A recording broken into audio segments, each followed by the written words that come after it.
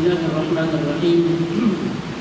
Alhamdulillah wa kafa wa salatullahi wa salamuhu ala rasulihil mustafa wa habibihil mujtaba wa ala alihi wa ashabihi wa man ittaba'al huda.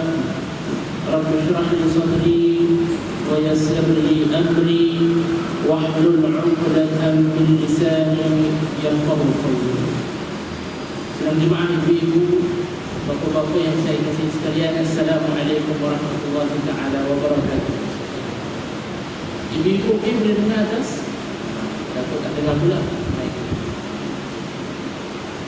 Alhamdulillah, segala puji bagi Allah subhanahu wa ta'ala yang telah memberikan kita kekuatan, yang telah memilih kita untuk terus duduk di dalam rumah Allah subhanahu wa ta'ala, untuk sama-sama kita berkongsi pandangan, berkongsi panduan.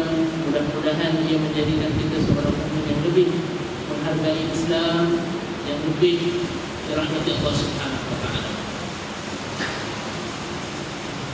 Ibu-ibu dan bapak-bapak sekalian, sebelum saya lanjutkan perbincangan malam ini, rasanya tak sempurna kalau saya tak sampaikan berita gembira daripada Nabi SAW. Berita gembira yang mana Nabi khususkan untuk orang-orang yang menghabiskan masa, yang menghabiskan tenaga mungkin demi untuk mencejuk ilmu Allah Subhanahu wa taala.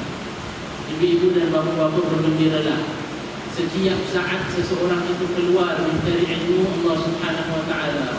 Setiap saat orang itu menjadi seorang pencari ilmu. Nabi SAW dalam hadis yang sahih meriwayatkan dan berkata, hatta ikan-ikan di lautan pun meminta ampun untuk orang itu. Allah, sekarang ni ikan-ikan yang kat dalam sungai, ikan-ikan yang dekat Sembawang tu, jangan minta ampun lagi untuk itu. Bukan ikan yang dekat Sembawang tu, ikan yang dekat lautan yang lain pun meminta ampun, memohon keampunan atau memohon daripada Allah Subhanahu wa taala supaya selagi mana orang itu berada dalam keadaan mencari ilmu, selagi itu dia diampunkan Allah Subhanahu wa taala. Mudah-mudahan beradanya kita hari ini pada saat ini dan sehingga akhir kita berpisah nanti, ia menjadi saat-saat yang Allah menjadikan saksi untuk kita mendapat syurga Allah Subhanahu wa taala pada hari akhirat kelak. Amin ya rabbal alamin. Ibu-ibu dan bapak-bapak, hari ini lebih daripada masa-masa yang lalu, ya. Ibu-ibu dan bapak-bapak, saya ketika ditanya oleh Ustaz Roknuddin, apa Ustaz kita nak bincang dalam ceramah bulanan ini, saya kata nanti diusulkan kemudian oleh Ustaz Roknuddin, kerana salah satu daripada perkara yang semakin hari semakin masyarakat kita ini semangat beragama, semakin masyarakat kita ini rajin mencari ilmu, semakin masyarakat kita ini kaya dadanya dengan pengetahuan. Semestinya sebahagian daripada proses, orang kata itu proses kematangan ilmu adalah akan lahir pandangan yang pelbagai. Hari ini lebih daripada hari-hari yang sebelum, tahun-tahun yang sebelum, mungkin generasi yang sebelum ini pun, kita menyaksikan lebih banyak pandangan yang pelbagai, pandangan agama yang pelbagai yang wujud di kalangan umat Islam sendiri. Jangan tak payah pergi jauh-jauh lagi pun, dekat Mekah Madinah, dekat Singapura ni saja pun kita boleh menyaksikan pandangan yang pelbagai, kan? Dalam satu keluarga pun boleh ada pandangan yang pelbagai, betul tak? Jadi sebab itu perlunya kita untuk memahami bagaimana Allah mengajar, bagaimana Allah mendidik kita untuk memahami perbezaan ini. Kenapa perbezaan ini ada, untuk apa? Bagaimanakah harus kita melihat perbezaan ini sehingga perbezaan ini menjadi suatu kekuatan dan bukan suatu masalah yang membawa kepada perpecahan dan sebagainya. Di sini saya ingin mengajak sebagai pembuka bicara perbincangan kita malam ini, agak-agak ke mana kan? Apa yang Allah ajarkan kepada kita tentang perbezaan yang ada? Bagaimana Al-Quran Al-Karim menerangkan kepada kita apa itu perbezaan? Bagaimana harus kita melihat kepada perbezaan? Ini dasarnya. Sebelum kita cakap tentang perbezaan pandangan pun kita mula apa dan bagaimana Allah mencipta atau mengapa Allah mencipta perbezaan itu pun pada awal. Di sini saya ingin membawa pandangan ataupun perhatian kita kepada ayat Allah Subhanahu wa taala dalam surah Al-Hujurat, yang mana Allah Subhanahu wa taala berfirman, "A'udzu billahi minasyaitonir rajim. Ya ayyuhan nasu inna khalaqnakum min dzakarin wa untha." Wahai manusia, kami ciptakan kamu dari seorang lelaki, min dzakarin wa untha, dan seorang wanita. Wa ja'alnakum syu'uban wa qabaila lita'arafu. Kami jadikan kamu ini berbangsa-bangsa, berpuak-puak. Untuk apa? Apa tujuan adanya puak berbeza? Apa tujuan adanya bangsa berbeza? Apa tujuannya ada yang hidung mancung, ada yang hidung bawang, ada yang hidung macam-macam? Apa tujuannya?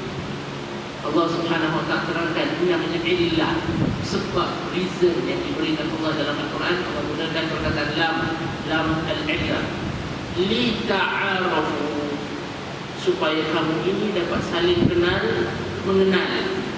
Bukan kenal saja, tapi Allah gunakan ta'aruf, li ta'arafu.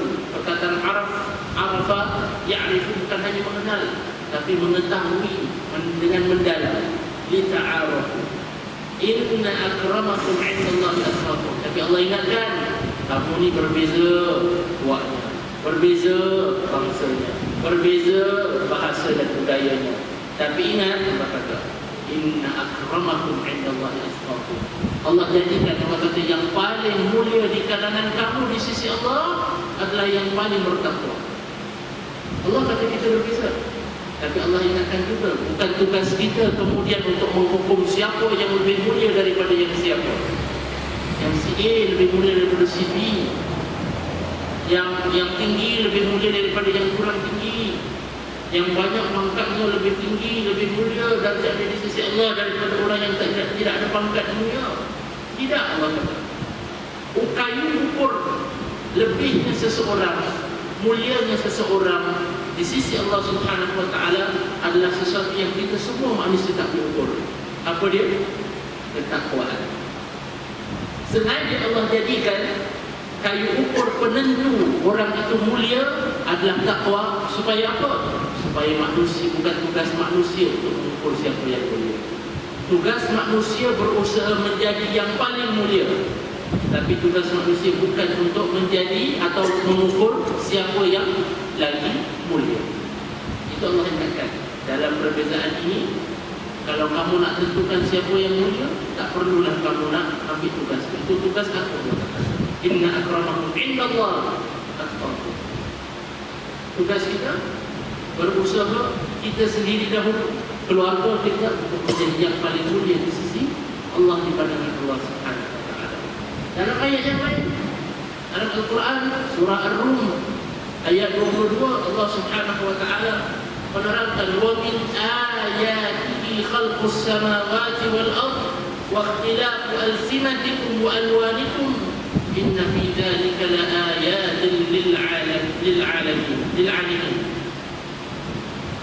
Yang bermaksud, dan di antara tanda-tanda Allah ini adalah Tuhan yang Maha Pencipta, yang Maha Bijaksana dalam penciptaannya, adalah Allah boleh ciptakan kamu khalqu as-samawati wal ardh.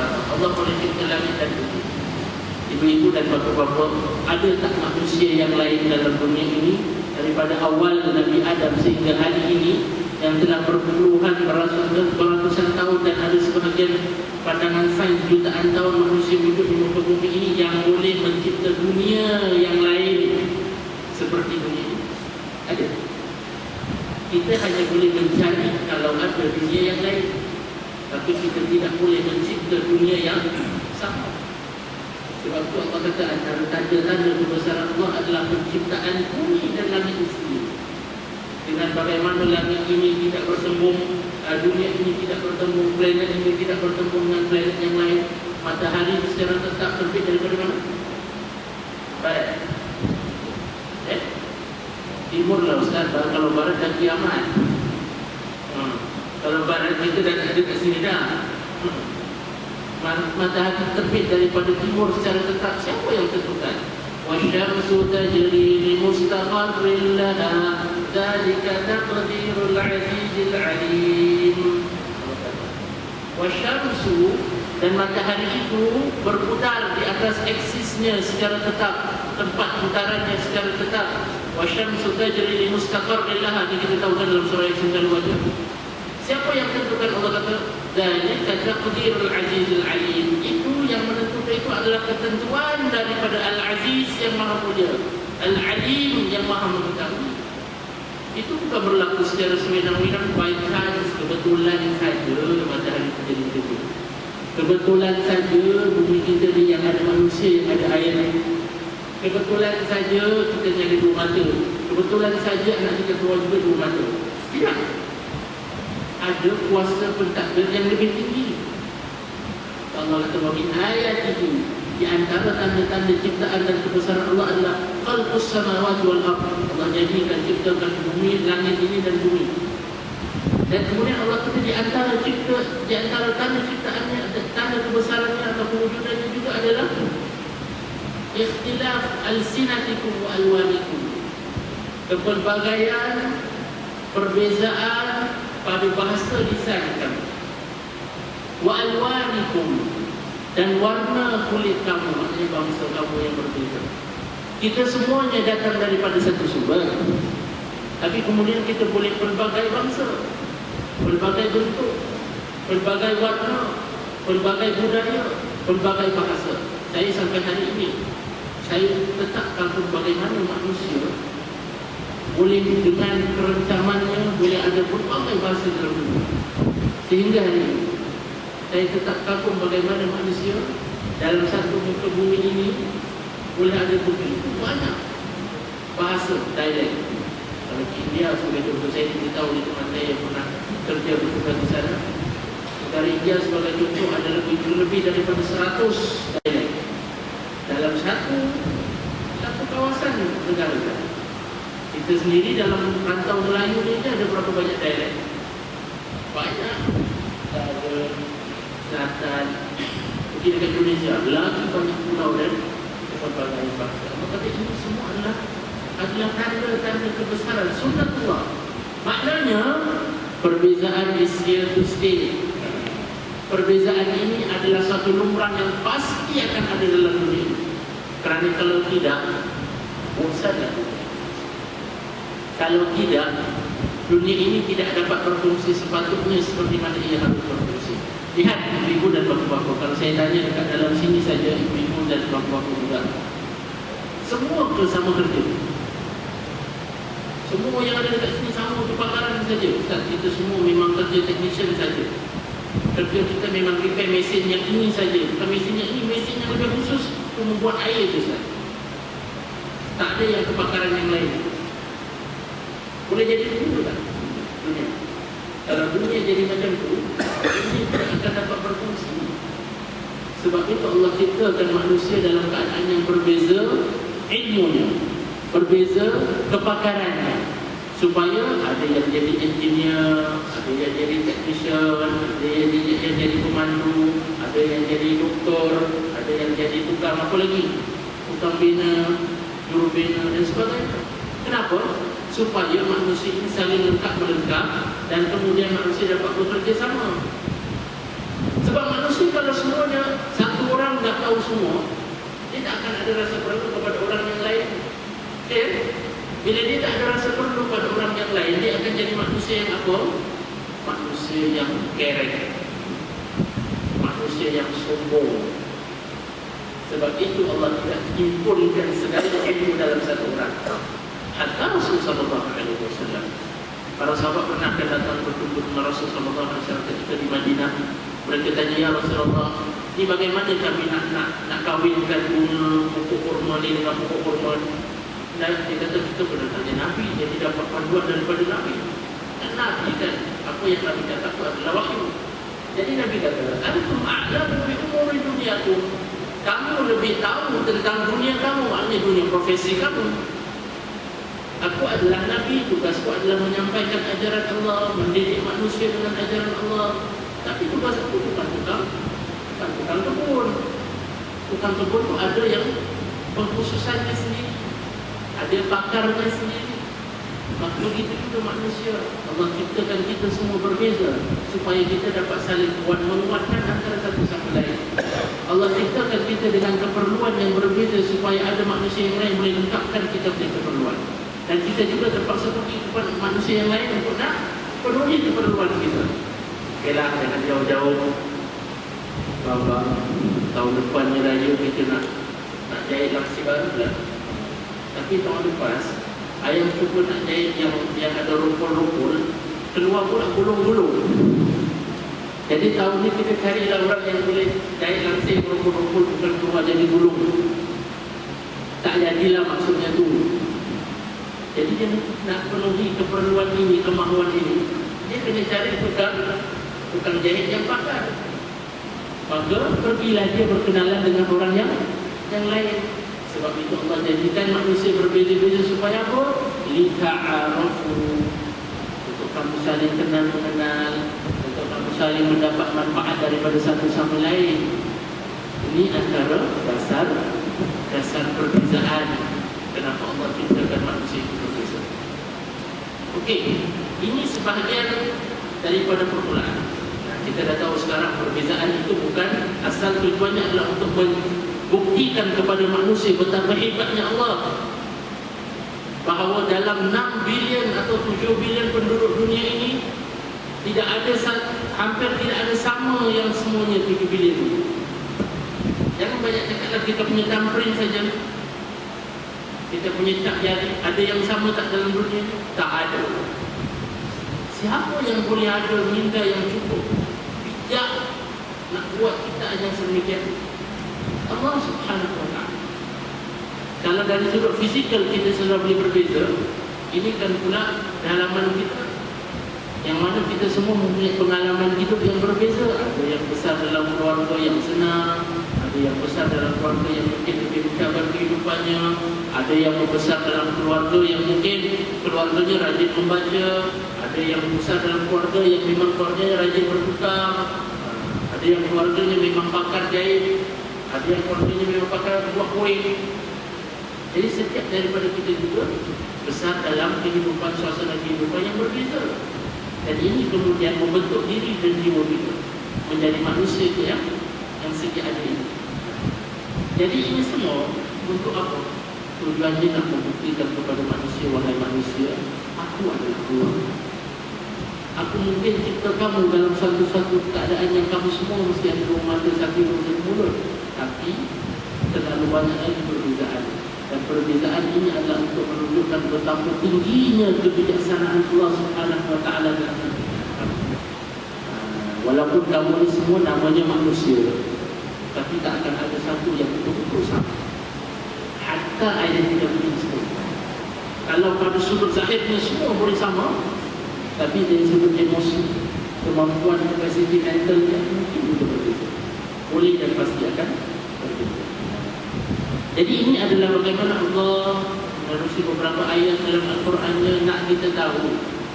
Kalau nampak perbezaan, jangan lihat perbezaan ini dengan kacamata syahwat sempurna. Jangan lihat perbezaan ini sebagai suatu masalah. Perbezaan ini adalah satu nikmat yang Allah berikan kepada kita. Kepelbagaian ini adalah satu nikmat yang Allah kurniakan kepada kita. Itu cara seorang mukmin melihat perbezaan. Kerana apa? Kerana itu adalah apa yang Allah ajarkan dalam Al-Quran. Okey, sekarang kita berpindah daripada yang umum, kita pindah kepada suasana kehidupan kita, secara khususnya kepelbagaian pandangan dalam agama. Kerana hari ini ibu-ibu dan bapa-bapa,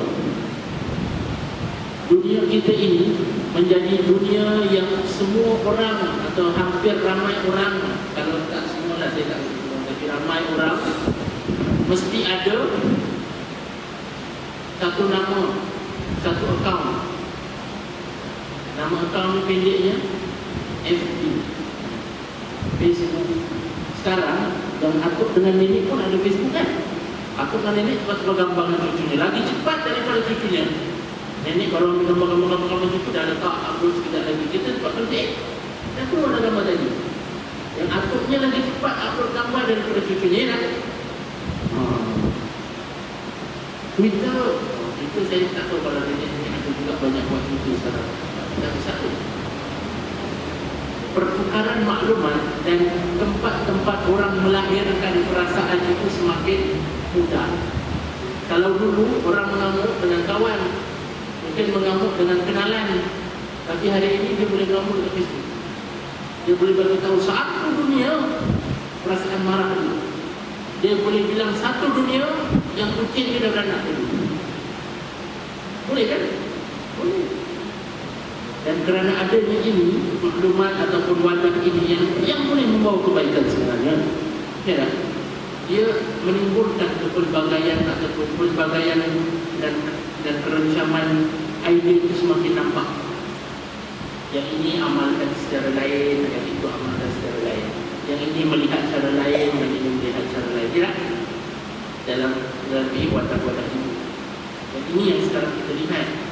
Sebab itu soalan saya, para sahabat berbeza pandangan dalam agama. Waktu Nabi SAW masih hidup, ada tak beza? Ibu dan bapa-bapa. Cukuplah saya nak tengok anggur gini ke giling-giling. Anggur giling-giling. Siapa yang agak-agaknya rasa adalah perbezaan antara sahabat pada zaman Nabi dalam pandangan agama? Anggur ada tak? Ada satu, dua, tiga. Saya tak nak tangan sangat nak malu sikit. Dia anggur sikit dia. Sebab Allah tak. Ibu ada tak? Ibu-ibu kita kata ustaz tengok nasi yang bawah, dia tak tengok yang atas pula. Ada? Ada yang anggur tak? Ada yang anggur terus gini pun ada juga. Siapa yang dah anggur terus tu itu maknanya faham apa dah tu? Belum lagi start dah faham dah. Jadi ada perbezaan. Pernah satu ketika, dan ini hadis yang diriwayatkan oleh Imam Ibn Qayyim dalam buku I'lam al-Muqti'in. Beliau dalam Zadul Ma'ad, beliau berkata setelah habis peperangan Khandaq, peperangan yang paling besar, Nabi SAW memerintahkan para sahabat cepat-cepat bergegas pergi ke Bani Quraidah. Maknanya sekelompok orang kelompok Bani Quraidah, Yahudi Bani Quraidah yang ketika itu jangan biarkan mereka lari kerana mereka telah mengkhianati perjanjian kita dengan mereka. Sepatutnya mereka ini menjadi ally kita, mempertahankan kita, tapi dalam keadaan peperangan Khandaq pun mereka mengkhianati, menjadi musuh dalam semua perang. Jadi Nabi kata cepat, kita dah habis Khandaq, kamu bergegas ke Bani Quraidah. Dan Nabi pesan, Nabi kata la yusalliyanna ahadukumul asra illa fi Bani Quraidah. Janganlah seseorang kamu itu, Nabi kata la yusalliyanna, ada nun satu kat belakang. Kalau ada nun satu dekat belakang itu menunjukkan kerasnya perintah Nabi SAW. Nabi kata jangan seseorang kamu itu solat asar kecuali di Bani Quraidah. Okey, ini perintah Nabi kan? Kalau perintah Nabi maknanya hadis Nabi SAW. Jadi okey, para sahabat pun bergegas pergi ke Bani Quraidah. Bani Quraidah ni bukan terlalu dekat tempatnya dengan Madinah, dia dah berbuat sikit. Jadi dalam perjalanan tu, ini waktu asar dah nak habis ni, dah nak masuk maghrib. Di tengah-tengah perjalanan para sahabat jadi khilaf. Dia kata lah, ini macam mana ni? Dah nak habis asar. Nabi pula kata jangan solat asar kecuali tempat Bani Quraidah. Kalau kita nak cepat pun tak akan sampai. Tak akan sempat sampai sebelum asar habis. Mesti dah habis asar baru kita sampai. Jadi macam mana? Sebahagian sahabat kata, Nabi kan dia kata la yusalliyanna ahadukum, jangan seorang kamu tu solat asar kecuali kamu sampai Bani Quraidah. Maknanya ada pengecualian, apa pun berlaku, jangan solat terus sampai. Kalau lambat habis kita qada kerana Nabi dah berikan pesanan. Itu pandangan yang pertama. Ada sebahagian sahabat pula yang lain kata atau berpandangan, mereka kata ya ini tak boleh. Yang Nabi kata tu jangan kamu solat asar kecuali di Bani Quraidah, maksudnya adalah Nabi suruh cepat-cepat sampai. Bukan Nabi kata jangan sembahyang asar, tapi maksudnya adalah supaya cepat-cepat sampai. Kalau boleh, kalau tak boleh, solat asar sambung lagi. Ini pandangan yang kedua. Jadi ada yang solat asar dahulu baru sambung perjalanan, ada yang terus bergegas juga pergi. Pulang mereka daripada ekspedisi itu, jumpa Nabi SAW. Bila jumpa Nabi, mereka tanya, ya Rasulullah, ada kami ini perselisihan faham sedemikian, ada dua pandangan yang berbeza. Jadi yang mana betul ya Rasulullah? Jawab Rasulullah, yang mana betul? Siapa yang nombor satu angguk? Siapa yang agak-agak nombor satu angguk? Tak ada angguk. Siapa yang rasa nombor dua angguk? Lebih puan dia tak yang angguk. Kalau yang tadi dah angguk terus, tak puan. Itu dia dah naik juga fikir betul. Ada tak? Apa kata Nabi SAW? Nabi membenarkan dua-dua. Nabi kata yang solat pun betul, yang tak solat asar kecuali sampai di mana keluarga pun betul. Hadisnya satu. Kok ada dua pandangan? Lah, Nabi kata dua-dua pula betul. Bingung dia. Kita ni pasal dah terbiasa hidup dalam dunia yang mesti ada satu pandangan saja yang betul. Dalam keadaan demikian pemahamannya, jadi dia macam pula. Tapi dalam hadis yang lain ada lagi satu hadis tentang dua orang sahabat, dan hadis ini diriwayatkan oleh Imam Abu Dawud. Dua orang sahabat sedang dalam perjalanan bermusafir di tengah-tengah padang pasir. Masuk waktu solat, tak ada air. Air habis, nak wuduk pun tak ada air padang pasir. Dia bukan di Singapura, air tak habis. Air habis tak ada. Nak buat macam mana? Kalau tak ada air, dah masuk waktu nak solat, tayamum lah. Tayamum. Jadi dua-dua sahabat ni tayamum, solat waktu. Lepas tu habis solat sambung jalan. Jalan. Tiba-tiba sebelum habis waktu solat tersebut, jumpalah air. Jumpa air. Ini sekarang dah ada air, waktu solat belum habis. Nak kena ulang balik ke tidak? Ayuh, agak-agak kena ulang balik ke tak ni? Air dah banyak ni. Ibu, kanan. Yang mana satu? Yang mana satu? Tak tahu. Biasa rasa mana pun lagi. Jadi kita hidup dalam keadaan air tak habis lagi. Sampai kembang kulit kalau wuduk Ustaz. Tak kembang kulit, kembang kaki. Banyak air. Tak biasa Ustaz. Jadi satu orang sahabat ni kata tak boleh, dah ada air ni. Kita kena wuduk dan solat balik. Kerana dah ada air dalam waktu solat belum habis. Sebagai contoh antara waktu zuhur dan asar.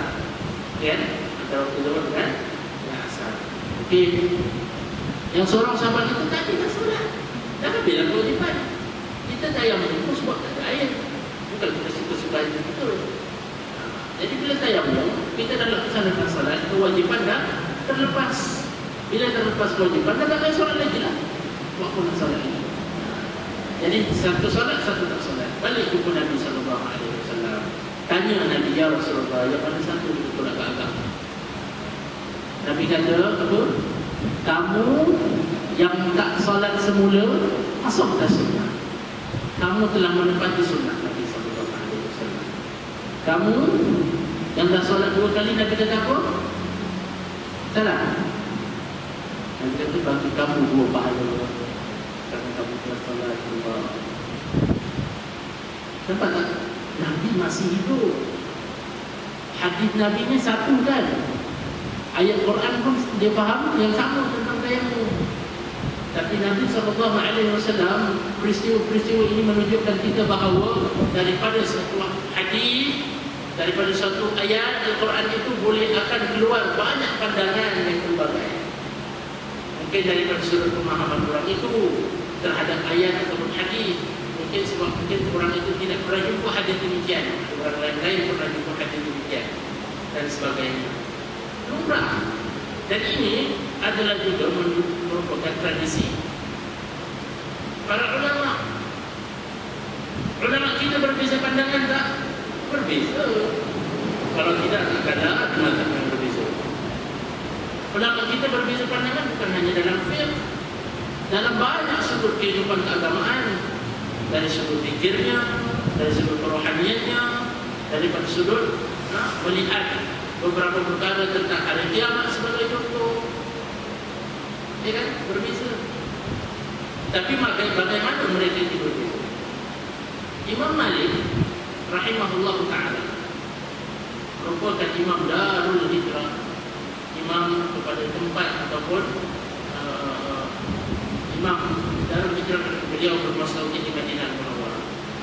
Beliau tidak ada yang tidak setuju dengan guru beliau Abdul Rahman, dan beliau melahirkan pandangan atau ketidaksetujuan beliau.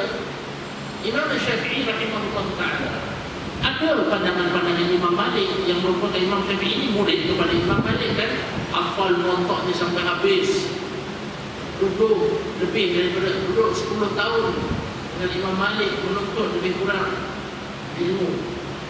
Tapi beliau juga sebagai seorang pemikir yang independen, beliau juga mempunyai fikirannya sendiri, pandangannya sendiri, yang dibangun di atas qawaid metodologinya sendiri. Jadi beliau juga ada berbeza pandangan dengan Imam Malik, dan ditulis dalam satu buku. Beliau pernah mengarang buku yang menyatakan perbezaan di antara Imam Malik dan juga beliau sendiri, di antara Imam Malik dan gurunya Abdul Rahman sendiri. Tapi ini ditulis dengan penuh adab, ini ditulis dengan penuh hormat. Perbezaan ini sama sekali tidak menjejaskan rasa hormat mereka terhadap ulama. Imam Malik rahimahullah ta'ala dan Imam Abu Hanifah pernah bertemu. Imam Malik ketika Imam Abu Hanifah tiba di kota Madinah mau melaksanakan haji, Imam Malik bila tahu saja tentang Imam Abu Hanifah, Imam Malik jemput undang Abu Hanifah ke majlis beliau.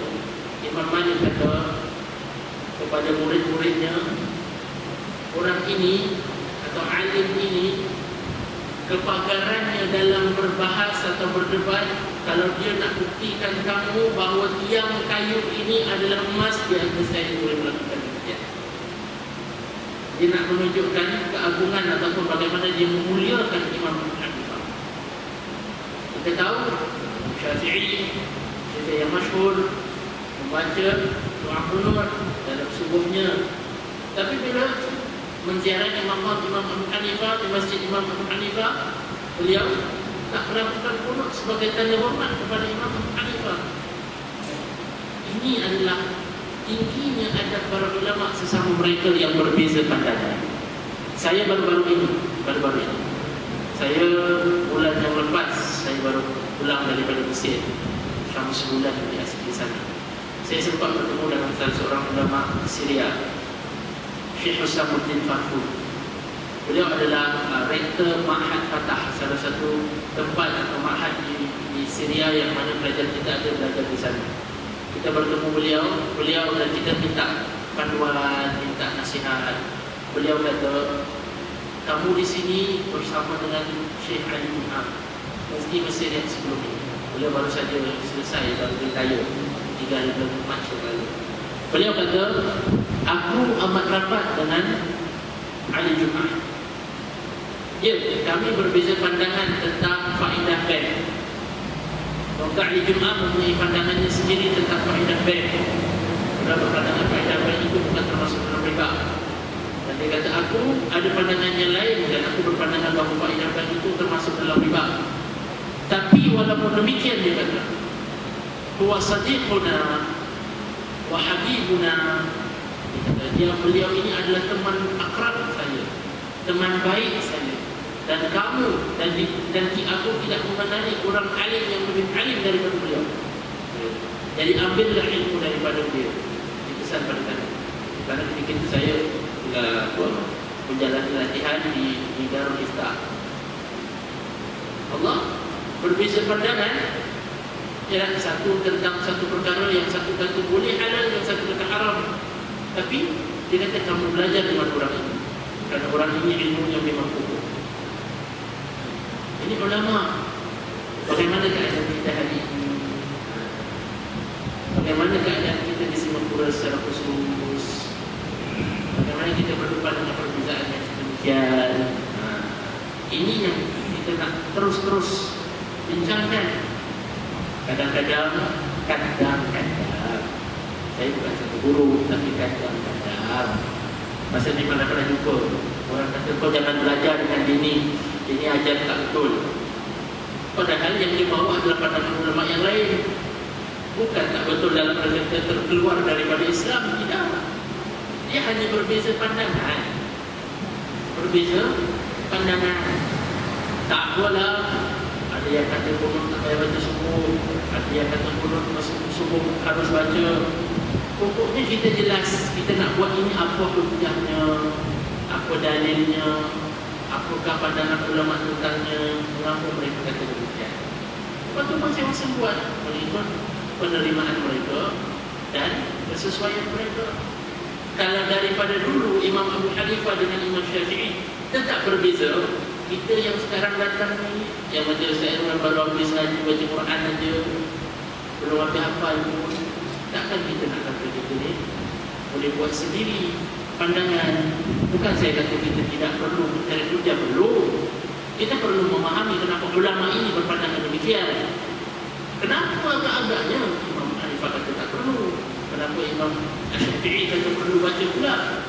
Bukan suka-suka sebenarnya Imam Syafi'i kata itu buat penuh. Tidak. Kan?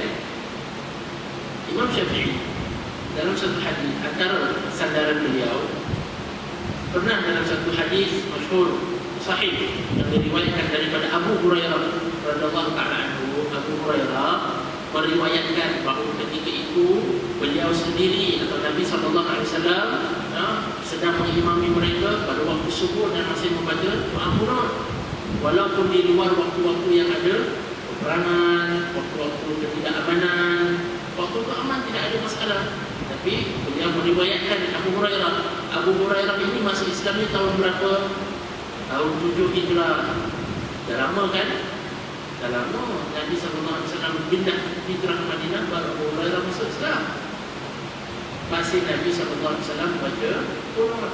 Jadi sebab itu maka Imam Syafi'i kata ada baca kunut. Tapi pandangan imam yang lain kata tidak perlu, kerana hadis ini, cara mereka melihat hadis ini kurang hukum pada sebahagian ulama. Silakan berbeza. Tidak perlu kita kata Fatimah subuh ni tak katakan tak apa-apa yang belajar berbulan ni, kan? Sungguh soalan saya, mana tahu sembahyang subuh sama-sama yang dia tak angkat tangan, padahal dia lihat 3 orang. Itu maknanya itu solat ke cari pasal, itu solat ke cari salah orang pun namanya, kan? Kadang-kadang solat, saya tengok orang tu tadi masa kena banyak akhir dari dia gerak-gerak pula. Sebagai contoh, saya tanya, awak tadi solat ke sibuk tengok orang solat?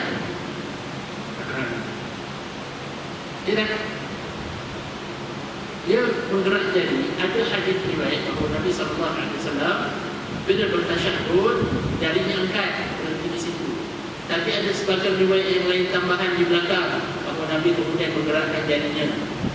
Jadi bagi ulama yang menerima hadis sampai yang kata Nabi mengangkat jari saja tidak bergerak, silakan. Tapi ada hadis yang lain, ada tambahan yang katakan gerakkan jari juga, terpulang. Jadi yang mana betul, Ustaz? Saya nak jawab mana? Nabi sendiri bila ditanya oleh para sahabat mengenai satu perkara, lalu kata yang ini betul, yang ini pun betul. Ya kan? Kalau Ustaz bingung lah, Ustaz banyak-banyak pandangan, bagi satu je Ustaz yang paling betul. Ya, orang kita macam tu, Ustaz, black or white, hitam putih, betul salah. Jangan banyak-banyak Ustaz, saya bingung. Saya kata ni ada pandangannya kan, terpulang yang mana nak ikut. Kalau rasa-rasa bingung sangat, ikut sebab itu. Untuk yang orang awam yang bingung, masih bingung, dan kalau banyak berbagai pandangan, maka ikutlah mazhab. Kerana mazhab memastikan bahawa pemahaman kita terhadap sesuatu hadis, terhadap Al-Quran itu konsisten. Kerana mazhab telah memberikan kaidah dan usul tertentu. Barang siapa yang merasakan dia lebih hebat sikit, tidak jadi mujtahid, boleh faham sendiri agak-agak. Kalau kata yang rasa lah macam Ustaz saya ni kira kalau saya letak Imam Syafi'i sebelah kan, kira kita sama secara isi. Siapa yang agak-agak rasa macam tu silakan terus buka buku hadis ni, hadis kata macam ni. Saya kata hadis kata macam itu, tapi apa pula ulama kata? Pernah. Ini adalah cabaran kita. Kadang-kadang kita bingung kan. Ada orang tanya, Ustaz, ni apa ni banyak-banyak beza pandangan ni pula. Hadisnya satu, Qurannya satu, kok banyak pula pandangan. Buat apa banyak-banyak pandangan? Ada rahmat tak dalam pandangan agama yang berbeza ni? Ada rahmat. Saya ketika belajar perbandingan fikih ketika di Azhar, saya belajar dengan Dr. Ahmad Taha Rajat, pakar mazhab Imam Malik. Beliau pernah mengajar di Qura Mekah, pernah mengajar di Madinah, di Yaman, dan kemudian kembali ke Azhar. Beliau kata, aku nak kongsi dengan kamu satu cerita. Satu cerita yang aku nak kongsi tentang perlunya kita belajar perbandingan mazhab. Apa hikmah dan rahmat sebagai perbezaan pandangan kita. Pernah suatu ketika selepas selesai sahaja umrah pada musim panas di Makkah, beliau kata, kan kita kena tahallul kan? Kenapa tahallul? Bukan tolol, tahallul. Kena nak lepaskan diri daripada batasan-batasan ihram. Kalau ikut mazhab Malik, orang nak tahallul kena cukur rambut semua, lelaki. Kena cukur rambut semua.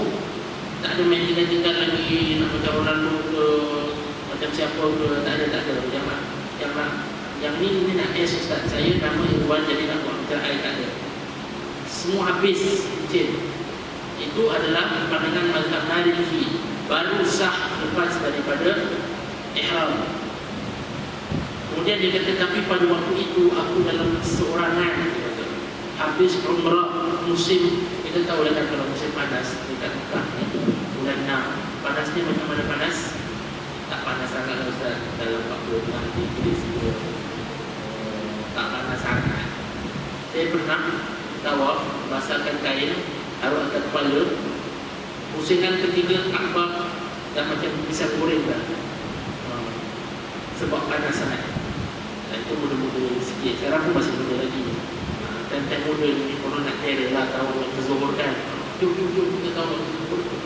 Lepas tu bila tengok Allah dah kering lah, tak boleh tahu terzuhur. Tapi ada pun hal, dia kata, kalau aku keluar, aku dalam keadaan mabuk, kepalanya mabuk, dalam keadaan musim haji yang ramai orang ketika itu. Musim haji ketika itu masih waktu musim panas. Kalau aku keluar dalam keadaan ramai orang, aku takut bahawa aku boleh membawa darurat dan kemudian aku jatuh pingsan dan sebagainya, dan boleh mendatangkan bahaya yang lebih dahsyat itu. Ketika itu beliau kata, aku teringat pandangan dalam mazhab Syafi'i yang mengatakan bahawa tahallul itu cukup dengan kamu memotong sekurang-kurangnya 3 helai rambut, habis lepas daripada tahallul. Dan ketika itu beliau kata, Allah, sebelum ini aku rasakan mazhab Maliki lah mazhab yang terbaik. Tapi ketika itu beliau kata, aku sedar bahawa di dalam setiap pandangan alim itu ada hikmah yang Allah sembunyikan yang kita mungkin tidak akan tahu. Dan kita belum tahu sampai 3 waktu. Perlunya kita untuk nak hormat pandangan ulama, kerana kita tak tahu bila pandangan itu akan membantu kita dalam menjalankan kehidupan kita atau mungkin menyelamatkan nyawa kita. Jadi beliau kata, ketika itu aku potong rambut 3 helai, aku habis tahallul, ihram, selesai. Ada rahmat tak? Ada rahmatnya, sebab itu pelbagai pandangan. Kerana ada kala dan waktu kita perlu gunakan pandangan ini supaya kehidupan kita ini boleh berjalan terus tanpa kita melanggar prinsip-prinsip agama. Sebab itu kerana agama Islam ini adalah apa? Kita selalu kata, agama Islam adalah agama yang sesuai untuk setiap zaman dan setiap tempat. Tapi kalau dia rigid, dia tidak ada kepelbagaian pandangan, susah untuk umatnya kemudian nak sesuai pada keadaan yang berbeza berdasarkan keperluan mereka. Baik, kita langsung.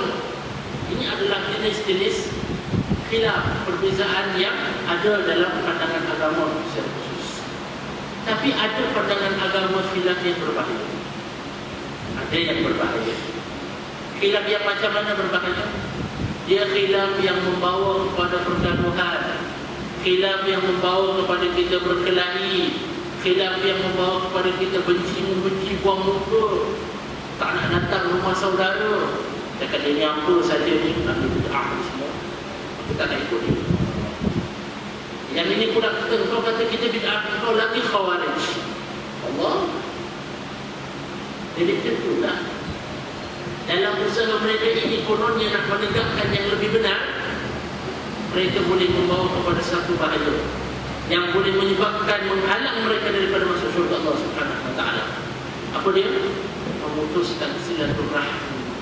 Nabi SAW menyebut dengan tegas dalam hadis yang diriwayatkan oleh Imam Muslim, Imam Bukhari dan yang lain-lainnya, la yadkhulul jannata qati'un. Orang yang putuskan silaturahim itu tidak akan masuk syurga Allah Subhanahu wa taala. Waliyadzubillah. Ini bahaya yang kita perlu jaga. Jangan sampai perbezaan yang pada awalnya Allah kata untuk menunjukkan apa? Kebesaran Allah, untuk menunjukkan kebijaksanaan Allah. Perbezaan yang pada awalnya bertujuan untuk membawa rahmat kepada kita, lantas membawa nikmat, membawa laknat kepada kita, menghalang kita daripada masuk syurga Allah Subhanahu wa taala. Itu yang kita perlu jaga, khilaf yang sedemikian. Apa sebab agak-agak boleh jadi khilaf macam ni? Itu pernah tahu juga. Supaya apa penting tuan-tuan ibu dan bapa kita pelihara. Ini saya nak kongsi supaya kita pelihara. Masyarakat kita semakin semangat beragama kan hari ini? Alhamdulillah. Kalau bulan Ramadan semakin ramai yang ada di masjid. Kalau tahajud yang lain, kalau Ramadan pun sekarang dah bertambah kan? Kalau dulu satu sah, sekarang mungkin ada 2, 3, ada 4 pun kadang. Ada lebih pun kadang. Ya? Alhamdulillah. Masyarakat kita telah lebih beragama. Tapi dalam beragama ini mereka mesti tahu bagaimana nak beragama. Pula dah Ustaz. Jadi penting pula ni. Tadi makin beragama, tahu macam mana nak beragama. Perlu. Sebab kalau tidak tahu bagaimana nak beragama, dengan kita konon-konon nak beragama tu dia boleh merosakkan kita. Kerana syaitan bukan orang bodoh. Syaitan ni pandai. Syaitan boleh daripada pelbagai pintu dia masuk untuk menipu kita, sehingga kan kita tak dapat capai syurga Allah Subhanahu wa taala. Suruh join dia punya geng ramai-ramai. Itu syaitan. Boleh tak syaitan dengan keagamaan kita dia tipu kita masuk neraka? Boleh. Kalau yang siapa solat Allahu Akbar, sebab aku buat pasal nak bapak mertua dengar sembahyang. Kalau tak bapak mertua tak tahu aku tahu sembahyang. Bila bapak mertua kat luar buat sikit tak boleh. Tentu ada orang. Jumpa kawan kat kedai kopi, aku penat betul lah. Asyik kat masjid je. Dia jalan baik dia. Penat betul lah asyik kat masjid je ni. Bawa kopi siapa? Ya. Itu apa? Itu apa? Riak. Gugur tak pahalanya yang tadi banyak-banyak? Gugur. Padahal dia orang beragama, tapi syaitan menipu dia dengan agamanya. Ini kita perlu hati-hati. Kita cakap pasal musuh dunia, ada nuklear, ada apa. Satu musuh yang memang Allah ingatkan kita dalam banyak tempat dalam Al-Quran, kita selalu terlupa. Yang namanya Iblis alaihi laknatullah, yang mungkin tengah meninggi-tinggi banyak keliling mungkin ada juga. Tak apalah, biar dia dengar. Bukan kata saya nak pasal tak lah. Tapi dia ada di mana-mana. Dia mungkin berjalan dalam darah kita pun. Kerana memang Nabi pernah menyebutkan syaitan itu boleh mengalir dalam tubuh kita melalui saluran darah, seperti mana darah mengalir dalam badan kita. Itu adalah betapa liciknya iblis. Melalui agama pun dia boleh tipu. Sebab itu kita perlu hati-hati. Jangan sampai perbezaan ini menjadi perbezaan yang bahaya. Apa yang menyebabkan perbezaan ini menjadi perbezaan yang bahaya? Apa yang menyebabkan perbezaan ini berbahaya? Pertama, ialah apabila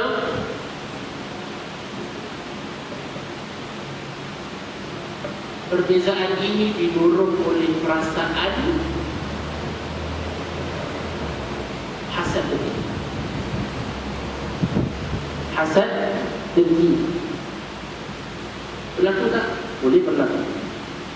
Dia kata, akulah yang betul, maka aku nak kena kalahkan dia, jadi lebih banyak orang ikut aku pula. Kan? Tempat kerja, satu orang ni baru belajar dengan Tok Syekh yang ni, yang satu lagi baru belajar dengan Tok Syekh yang tu. Jadi yang ini kata, aku nak bawa kawan aku, dia ikut aku. Yang ini pun kata, aku pun nak bawa.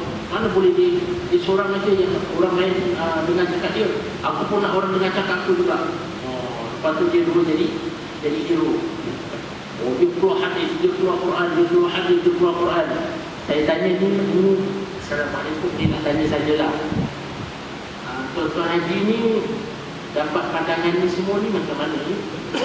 Agak-agak tahu tak tafsir ayat tertentu ni?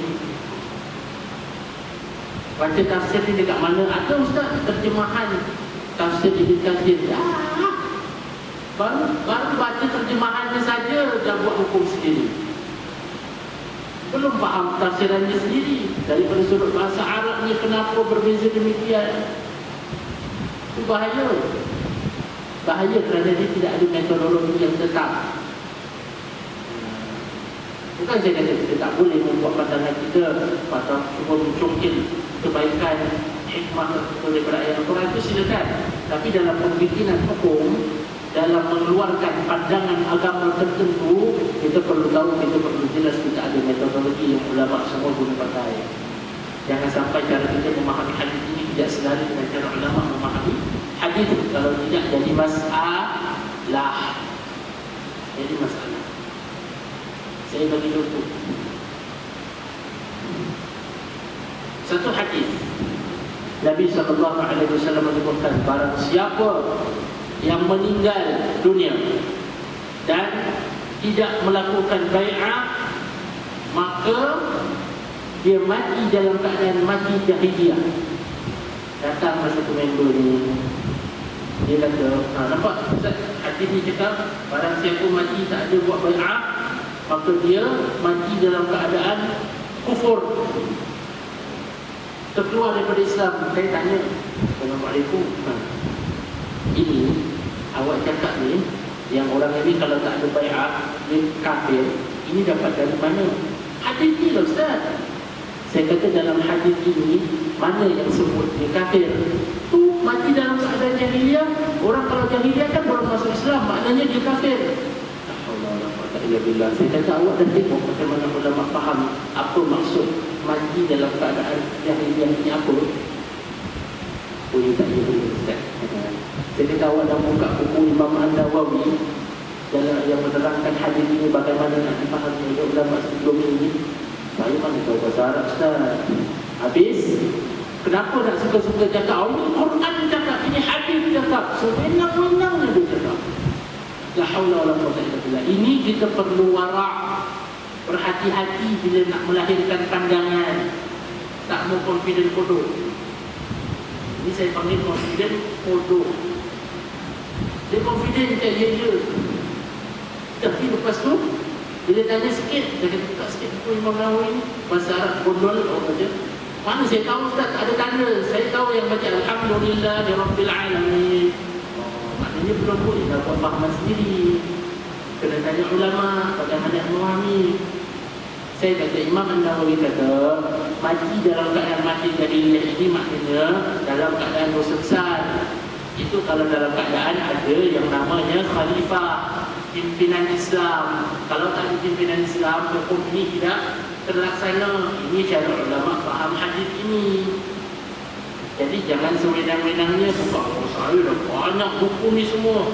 Bukhari dah ada terjemahan, Muslim dah ada terjemahan, An-Nasai dah ada terjemahan. Banyak ni kat rumah saya. Iyalah banyak. Tapi tahu cara ulama menerangkan, mensyarahkan bagaimana nak memahami hadis. Memahami makna hadis satu.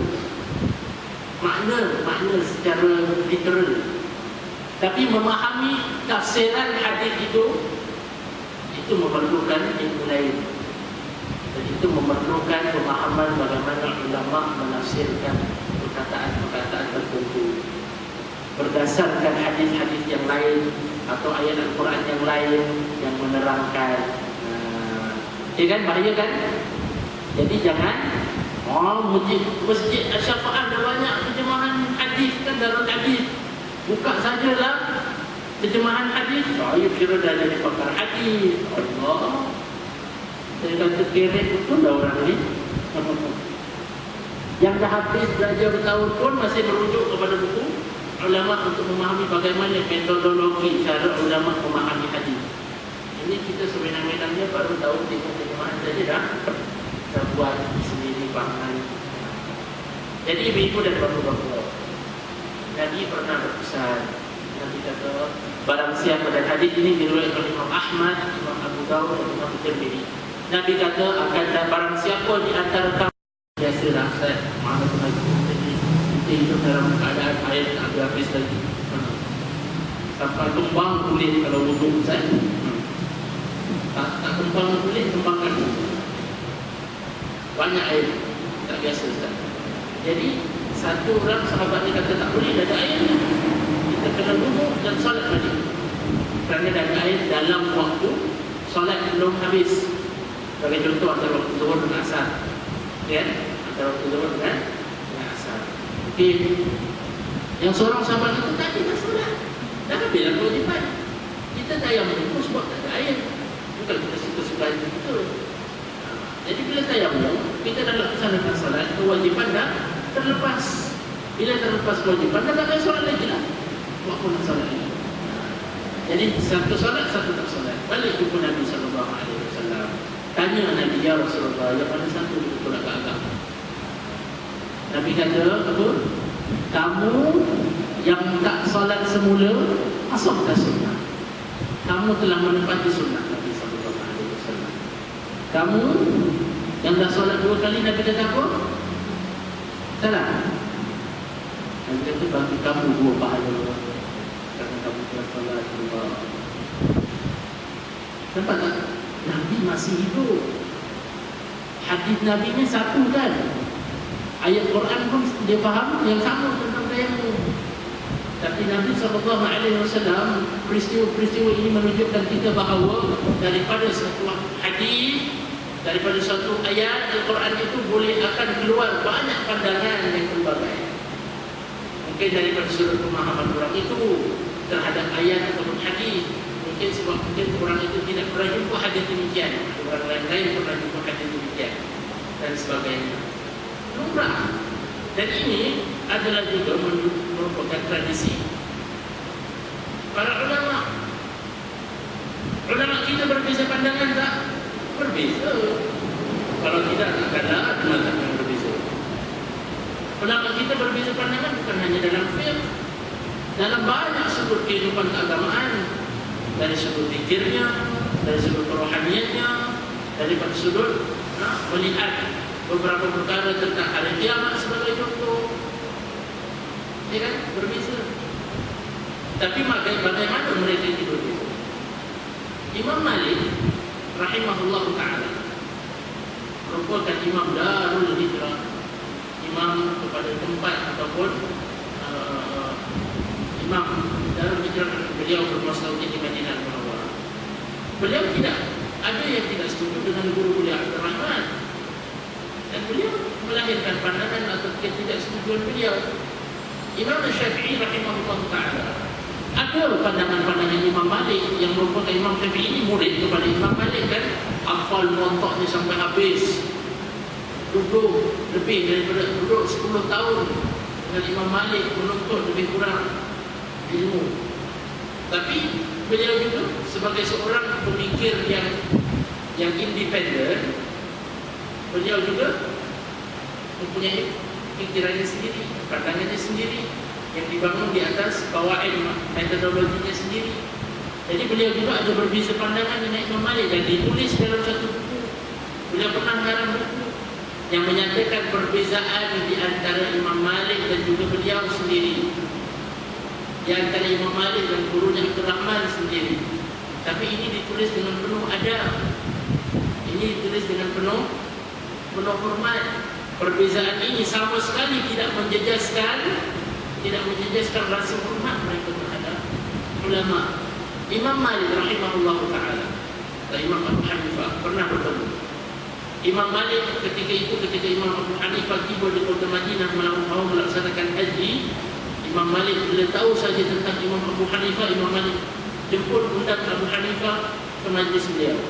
Imam Malik kata kepada murid-muridnya, orang ini atau alim ini kepakarannya dalam berbahas atau berdebat, kalau dia nak buktikan kamu bahawa tiang kayu ini adalah emas, dia saya boleh melakukan demikian.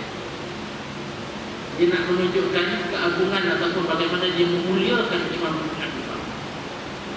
Kita tahu Syafi'i kita yang masyhur membaca doa qunut dalam subuhnya. Tapi bila menziarahi makam Imam Abu Hanifah di masjid Imam Abu Hanifah, beliau tak melakukan qunut sebagai tanda hormat kepada Imam Abu Hanifah. Ini adalah tingginya adab para ulama sesama mereka yang berbeza pandangan. Saya baru-baru ini saya bulan yang lepas saya baru pulang daripada Mesir selama sebulan di sana. Saya sempat bertemu dengan salah seorang ulama Syria, Syekh Husamuddin Farfur. Beliau adalah rektor Ma'had Fatah, salah satu tempat atau ma'had di Syria yang mana pelajar kita ada belajar di sana. Kita bertemu beliau dan kita minta panduan, minta nasihat. Beliau kata, kamu di sini bersama dengan Syekh Ali Muhammad, Mufti Mesir yang sebelum ini. Beliau baru saja selesai dalam retire 3 hari Mac lalu. Beliau kata, aku amat rapat dengan Ali Jumaah. Ya, kami berbeza pandangan tentang faedah bank. Dr. Ali Jumaah mempunyai pandangannya sendiri tentang faedah bank. Dia berpandangan faedah bank itu bukan termasuk dalam riba. Dan dia kata, aku ada pandangan yang lain dan aku berpandangan bahawa faedah bank itu termasuk dalam riba. Tapi walaupun demikian dia kata, huwa sadiquna wa habibuna.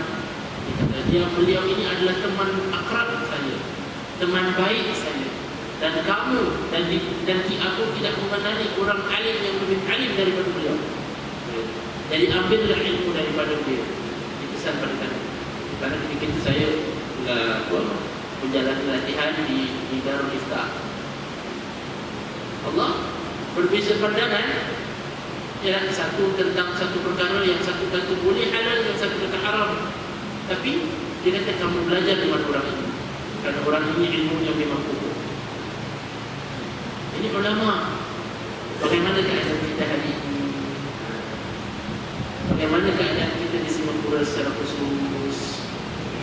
Bagaimana kita berdepan dengan perbezaan yang sedemikian? Ini yang kita nak terus bincangkan. Kadang-kadang saya bukan satu guru, tapi kadang-kadang masa di mana pernah jumpa orang kata, kau jangan belajar dengan ini ajar tak betul. Padahal yang dibawa adalah pandangan ulama yang lain. Bukan tak betul dalam kata terkeluar daripada Islam, tidak. Dia hanya berbeza pandangan. Tak apalah. Ada yang kata kunut tak payah baca subuh, ada yang kata kunut subuh harus baca. Pokoknya kita jelas, kita nak buat ini apa hujahnya, apa dalilnya, apakah pandangan ulama tentangnya, mengapa mereka kata demikian. Lepas tu masing-masing buat mengikut penerimaan mereka dan kesesuaian mereka. Kalau daripada dulu Imam Abu Hanifah dengan Imam Syafi'i tetap berbeza, kita yang sekarang datang ni, yang macam saya baru habis ngaji baca Quran aja, belum habis hafal pun, takkan kita nak kata kita ni boleh buat sendiri pandangan. Bukan saya kata kita tidak perlu, kita perlu. Kita perlu memahami kenapa ulama ini berpandangan demikian. Kenapa agak-agaknya Imam Hanifah kata tak perlu, kenapa Imam Syafi'i kata perlu baca pula. Bukan suka-suka sebenarnya Imam Syafi'i kata kita buat penuh. Tidak.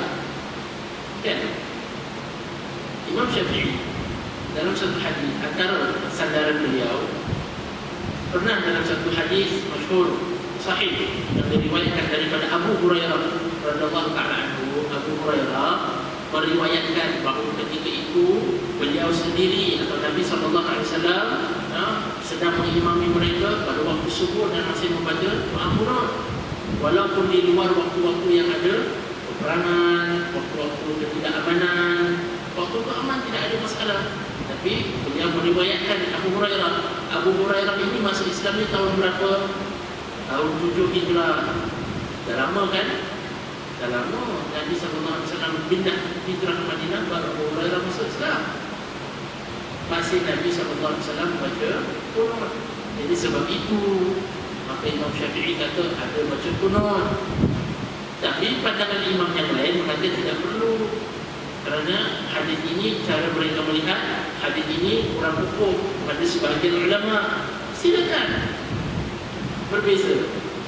Tidak perlu kita kata Fatimah subuh dekat kanan ni, tak apa-apa yang belajar budak ni, kan? Sungguh, soalan saya, mana tahu sembahyang subuh sama-sama yang dia tak angkat tangan, padahal dia lihat 3 orang. Itu maknanya itu solat ke cari pasal. Itu solat ke cari salah orang pun namanya, kan? Kadang-kadang solat, saya tengok orang tu tadi ya, sebenarnya saya akhir jadi dia gerak-gerak pula sebagai contoh. Saya tanya, awak tadi solat ke sibuk tengok orang solat?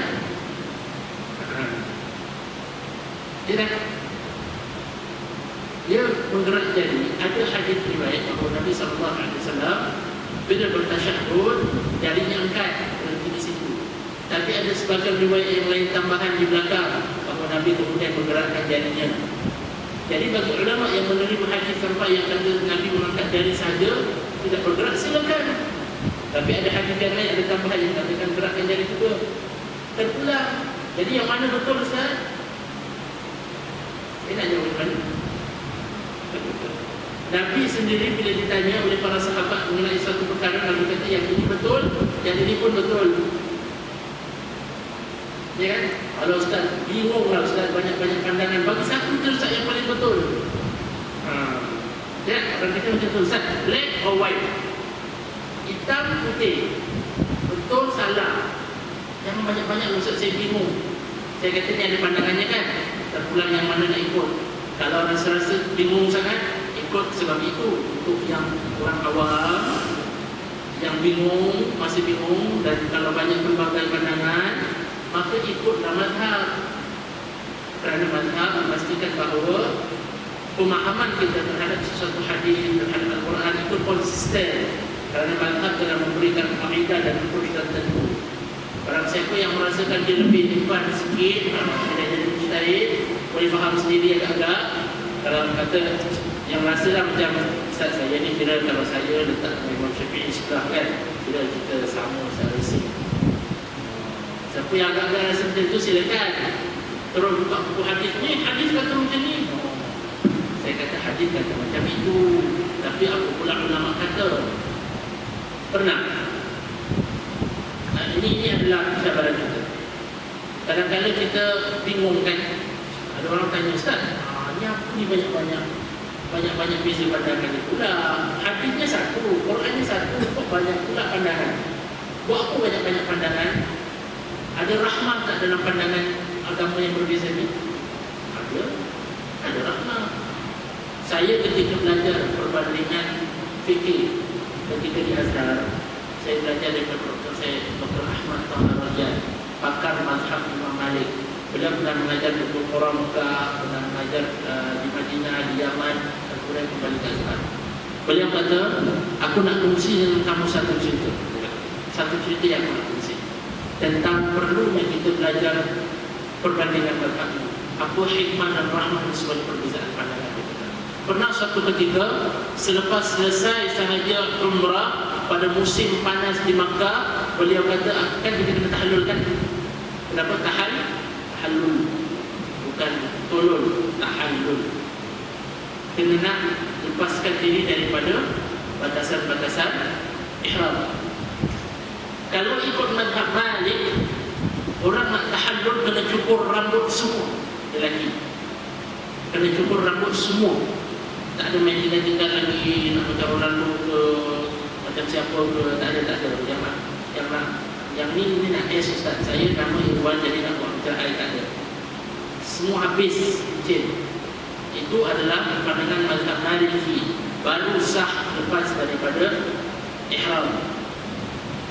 Kemudian dia kata, tapi pada waktu itu aku dalam seorangan, habis umrah musim, kita tahu lah kalau musim panas dekat Mekah ni, bulan 6. Panas ni macam mana panas? Tak panas sangat lah Ustaz, dalam 46 degree sini. Tak panas sangat. Saya pernah tawaf, basahkan kain, taruh atas kepala, pusingkan ketiga Kaabah dan macam pisang goreng dah. Sebab panas sangat. Dan itu muda-muda sikit. Sekarang pun masih muda lagi.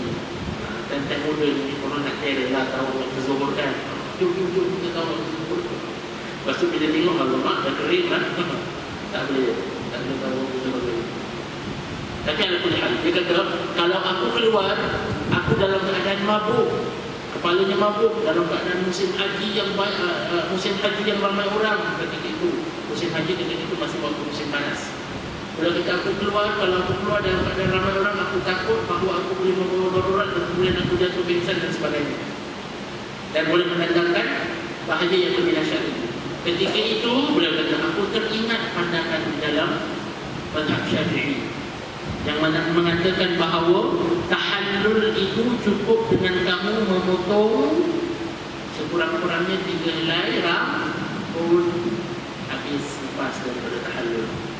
Dan ketika itu beliau kata, Allah, sebelum ini aku rasakan mazhab Maliki lah mazhab yang terbaik. Tapi ketika itu beliau kata, aku sedar bahawa di dalam setiap pandangan alim itu ada hikmah yang Allah sembunyikan yang kita mungkin tidak akan tahu. Dan kita belum tahu sampai tiba waktu. Perlunya kita untuk nak hormat pandangan ulama. Kerana kita tak tahu bila pandangan itu akan membantu kita dalam menjalankan kehidupan kita atau mungkin menyelamatkan nyawa kita. Jadi beliau kata ketika itu aku potong rambut 3 helai, aku habis tahallul. Selesai. Ada rahmat tak? Ada rahmatnya, sebab itu pelbagai pandangan. Kerana ada kala dan waktu kita perlu gunakan pandangan ini supaya kehidupan kita ini boleh berjalan terus tanpa kita melanggar prinsip-prinsip agama. Sebab itu kerana agama Islam ini adalah apa? Islam kata agama Islam adalah agama yang sesuai untuk setiap zaman dan setiap tempat. Tapi kalau dia rigid, dia tidak ada kepelbagaian pandangan, susah untuk umatnya kemudian nak sesuai pada keadaan yang berbeza berdasarkan keperluan mereka. Baik, kita langsung. Ini adalah jenis-jenis khilaf, perbezaan yang ada dalam pandangan agama secara khusus. Tapi ada pandangan agama khilaf yang berbahaya. Ada yang berbahaya. Khilaf yang macam mana berbahaya? Dia khilaf yang membawa kepada pergaduhan, khilaf yang membawa kepada kita berkelahi, khilaf yang membawa kepada kita benci-membenci, buang muka, tak nak datang rumah saudara. Dekat dia ni apa saja ni, ambil bid'ah semua. Aku tak nak ikut dia. Yang ini pula kata, kau kata kita bid'ah, kau lagi khawarij. Allah. Jadi tentulah dalam usaha mereka ini kononnya nak menegakkan yang lebih benar, mereka boleh membawa kepada satu bahaya yang boleh menyebabkan menghalang mereka daripada masuk syurga Allah Subhanahu wa taala. Apa dia? Memutuskan silaturahmi. Nabi SAW menyebut dengan tegas dalam hadis yang diriwayatkan oleh Imam Muslim, Imam Bukhari dan yang lain-lainnya, la yadkhulul jannata qati'un. Orang yang putuskan silaturahim itu tidak akan masuk syurga Allah Subhanahu wa taala. Waliyadzubillah. Ini bahaya yang kita perlu jaga. Jangan sampai perbezaan yang pada awalnya Allah kata untuk menunjukkan apa? Kebesaran Allah, untuk menunjukkan kebijaksanaan Allah. Perbezaan yang pada awalnya bertujuan untuk membawa rahmah kepada kita, lantas membawa nikmat, membawa laknat kepada kita, menghalang kita daripada masuk syurga Allah Subhanahu wa taala. Itu yang kita perlu menjaga khilaf yang sedemikian. Apa sebab agak-agak boleh jadi khilaf macam ni? Itu pun nak tahu juga. Supaya apa penting tuan-tuan ibu dan bapa kita pelihara. Ini saya nak kongsi supaya kita pelihara. Masyarakat kita semakin semangat beragama kan hari ini? Alhamdulillah. Kalau bulan Ramadan semakin ramai yang ada di masjid. Kalau tahajud yang lain kalau Ramadan pun sekarang dah bertambah kan? Kalau dulu satu sahab, sekarang mungkin ada 2, 3, ada 4 pun kadang. Ada lebih pun kadang. Ya? Alhamdulillah. Masyarakat kita telah lebih beragama. Tapi dalam beragama ini mereka mesti tahu bagaimana nak beragama. Pula dah Ustaz. Jadi penting pula ni. Tadi makin beragama, tahu macam mana nak beragama. Perlu.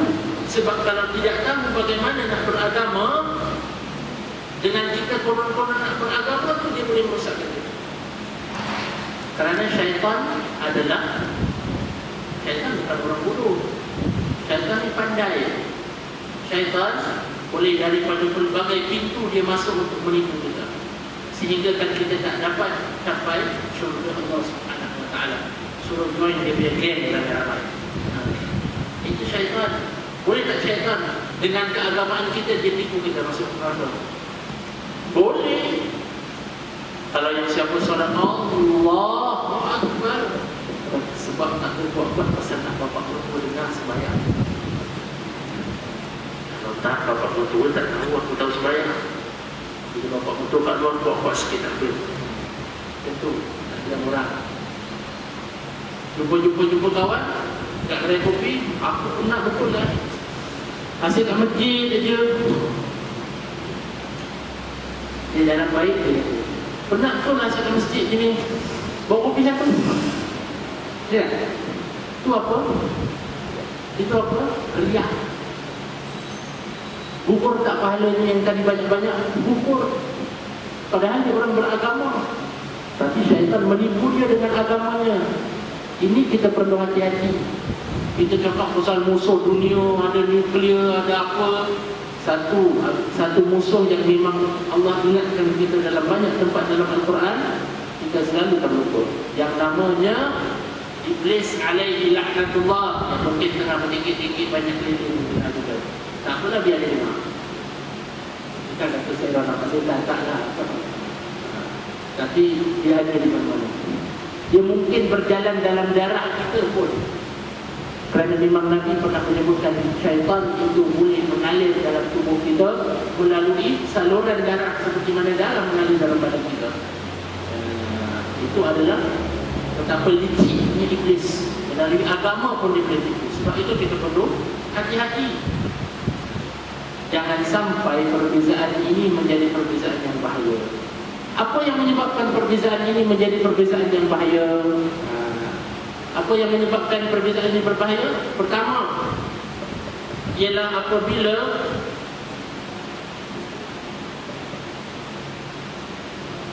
perbezaan ini didorong oleh perasaan hasad dengki. Hasad dengki.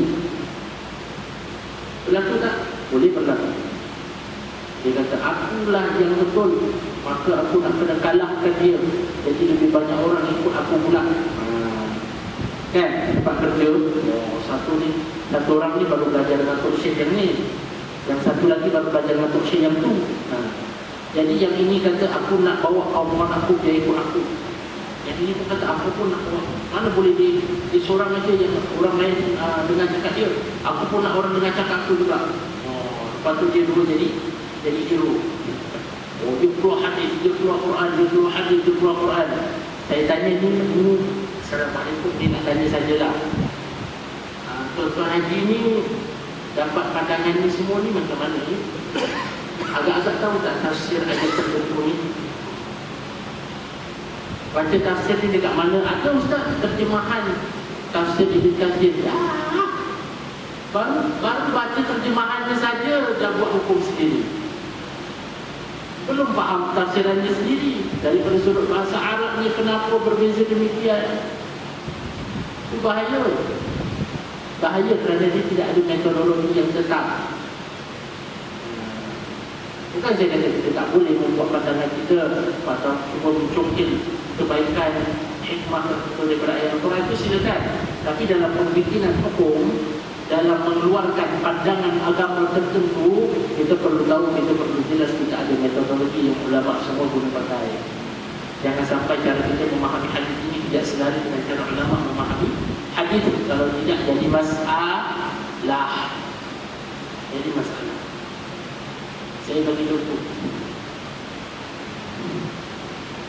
Satu hadis Nabi SAW menyebutkan, barang siapa yang meninggal dunia dan tidak melakukan bai'ah, maka dia mati dalam keadaan mati jahiliyah. Datang satu member ni, dia kata, nampak Ustaz, hadis ni cakap barang siapa mati tak ada buat bai'ah, maka dia mati dalam keadaan kufur, terkeluar daripada Islam. Saya tanya, Assalamualaikum, ini awak cakap ni, yang orang ini kalau tak ada bai'ah dia kafir, ini dapat dari mana? Hadis ni lah Ustaz. Saya kata dalam hadis ini, mana yang sebut dia kafir? Tu mati dalam keadaan jahiliyah. Orang kalau jahiliyah kan baru masuk Islam, maknanya dia kafir. Saya kata awak dah tengok bagaimana ulama faham apa maksud mati dalam keadaan jahiliyah ini apa? Oh, dia tak boleh Ustaz. Saya kata awak dah buka buku Imam An-Nawawi dalam yang menerangkan hadis ini bagaimana nak dipahami oleh ulama sebelum ini. Saya mana tahu bahasa Arab Ustaz. Habis, kenapa nak suka-suka cakap? Oh, ini Quran cakap, ini hadis cakap, sewenang-wenangnya dia cakap. La haula wala quwwata illa billah. Ini kita perlu wara', berhati-hati bila nak melahirkan pandangan. Tak mau confident bodoh. Ini saya panggil confident bodoh. Dia confident macam ya. Tapi lepas tu, bila tanya sikit, saya kata buka sikit buku Imam Nawawi ni, bahasa Arab bondol, orang baca. Mana saya tahu Ustaz, ada tanda. Saya tahu yang baca Alhamdulillah Rabbil Alamin. Maknanya belum boleh nak buat fahaman sendiri. Kena tanya ulama bagaimana memahami. Saya kata Imam An-Nawawi kata mati dalam keadaan mati jahiliyah ini maknanya dalam keadaan dosa besar. Itu kalau dalam keadaan ada yang namanya khalifah, pimpinan Islam. Kalau tak ada pimpinan Islam, hukum ini tidak terlaksana. Ini cara ulama faham hadis ini. Jadi jangan sewenang-wenangnya buka. Oh, saya dah banyak buku ni semua. Bukhari dah ada terjemahan, Muslim dah ada terjemahan, An-Nasai dah ada terjemahan. Banyak ni Ustaz kat rumah saya. Iyalah banyak. Tapi tahu cara ulama menerangkan, mensyarahkan bagaimana nak memahami hadis. Memahami makna hadis satu. Makna secara literal. Tapi memahami tafsiran hadis itu memerlukan ilmu lain. Dan itu memerlukan pemahaman bagaimana ulama menafsirkan perkataan-perkataan tertentu berdasarkan hadis-hadis yang lain atau ayat Al-Quran yang lain yang menerangkan. Ya kan, bahaya kan? Jadi jangan masjid Asy-Syafa'ah ada banyak terjemahan hadis kan, darul hadis. Buka sajalah terjemahan hadis. Saya kira dah jadi pakar hadis. Allah, saya kata keren betul dah orang ni. Yang dah habis belajar bertahun pun masih merujuk kepada buku ulama untuk memahami bagaimana metodologi cara ulama memahami hadis. Ini kita sebenarnya baru tahu tengok terjemahan saja dah buat sendiri bahan. Jadi ibu dan bapak-bapak, Nabi pernah berpesan. Nabi kata, barang siapa, dan hadis ini diriwayatkan oleh Imam Ahmad, Imam Abu Dawud dan Imam Tirmidzi. Nabi kata, barang siapa di antara kamu yang hidup selepas aku, kamu akan menyaksikan perselisihan yang amat banyak tersebar luas. Kamu akan menyaksikan perselisihan yang berbagai. Ya? Tapi Nabi kata ketika itu, berpeganglah kepada sunnahku dan berpeganglah kepada sunnah Khulafa' ar-Rasyidinku yang al-Mahdiyin, mendapat petunjuk daripada Allah Subhanahu wa ta'ala. Ya, ini adalah prinsip kita. dalam gaduh-gaduh banyak-banyak perbezaan pandangan, apa agak-agak ni hadis katakan. Tapi kita tak boleh terus pergi kepada hadis kita dan ambil ni hadis cakap macam ni, hadis cakap zahir ni itu. Tapi macam mana nak memahami hadis ini? Ada tak hadis yang lain yang menerangkan sedemikian? Ya, itu kita perlu pastikan. Kalau tak tahu, maka Allah kata, Allah beritakan dalam ayat Al-Quran, fas'alu ahla dzikri in kuntum la ta'lamun. Tanyalah orang-orang yang berilmu jika kamu tidak tahu. Baik. Okey, yang pertama, apa sebab terjadi perselisihan yang sedemikian ini? Nabi yang tadi Nabi beri amaran itu adalah perselisihan yang tidak sihat. Bukan perselisihan pandangan agama, tidak. Perselisihan pandangan dia akan berlaku, tapi perselisihan yang membawa kepada kebencian, marah, gaduh, kelahi, bertikam lidah, putus silaturahim antara keluarga dan saudara mara, itu yang Nabi beri amaran. Antara sebabnya adalah pertama, jika didorong hasad dan dengki yang tadi, Nabi pernah pesan kepada kita dalam satu hadis yang diriwayatkan oleh Imam Tirmidzi dan Imam Al-Baihaqi. Beliau pesan, Nabi kata, dabba ilaikum da'ul umam qablakum al-hasad wal baghdha. Kamu akan dijangkiti dengan penyakit umat-umat terdahulu sebelummu. Apa penyakit ni? Apa penyakit? Penyakit hasad dan permusuhan. Dan Nabi kata permusuhan itu adalah pencukur. Tapi ketahuilah, yang aku maksudkan bukan pencukur rambut, tapi adalah pencukur pegangan agama. Dengan kita, ibu dan bapa, pada hakikatnya bila kita disimpan hasad dengki dengan orang lain dalam agama, dalam pandangan agama, pada hakikatnya kita menghakis keagamaan kita sendiri. Kita ni kadang-kadang rasa tak kita lah, kita orang yang luar masjid Syafaat. Kita tu bukan di sini, di luar. Dia kata, Ustaz, saya ni yang paling betul, orang lain semua tak boleh betul. Dia kata, yang awak ni nak hasad sangat dengan orang tak betul. Kenapa nak dengki sangat dengan orang? Kalau itu yang awak rasa betul, teruskan perjalanan dalam kehidupan. Amalkan apa yang awak rasa betul, silakan. Kita ni kadang-kadang ibu dan bapa-bapa lebih sibuk nak masukkan ulang orang dalam, nak hukumkan orang, nak masukkan ulang orang dalam neraka daripada nak bawa orang masuk dalam syurga Allah. Ya tak? Yang ini kafir, yang ini ahli bid'ah, yang ini terkeluar dari Islam. Sibuk. Ustaz, yang ini orang-orang macam ni keluar dari Islam tak? Saya kata awak patut tanya, Ustaz, apa ciri-ciri yang boleh bawa masuk syurga? Apa ciri-ciri orang yang boleh duduk dalam syurga? Itu yang kita perlu fokus. Bukan saya kata tak perlu kita tahu ciri-ciri ahli neraka, perlu. Tapi bukan tujuan kita beragama supaya kita kemudian boleh tentukan ini masuk neraka, ini masuk neraka, tidak. Hasya lillah, itu bukan tujuan kita. Itu tujuan syaitan. Itu tujuan syaitan yang tak nak kita sehingga dapat raih manfaat daripada menjadi orang yang beragama. Orang yang lebih tahu agama sepatutnya jadi orang yang lebih hatinya bersih, tak ada sangka buruk. Jadi sebab itu ada kaitan dengan kedua. Sebab yang kedua, kenapa orang-orang ini kadang-kadang terjadi perselisihan yang teruk, yang dahsyat, yang bahaya, adalah kenapa? Kerana dipengaruhi oleh sifat bohong dan khianat. Sebagian orang semata-mata kerana dia nak menangkan pandangan dia buatlah cerita, saya dengar dari bentuk syekh ni kata macam ni. Saya lebih teruk lagi, dia kata saya pernah dengar Nabi cakap macam tu. Tapi kadang-kadang lagi teruk lagi, dia kata Nabi tak pernah cakap macam tu. Bahaya.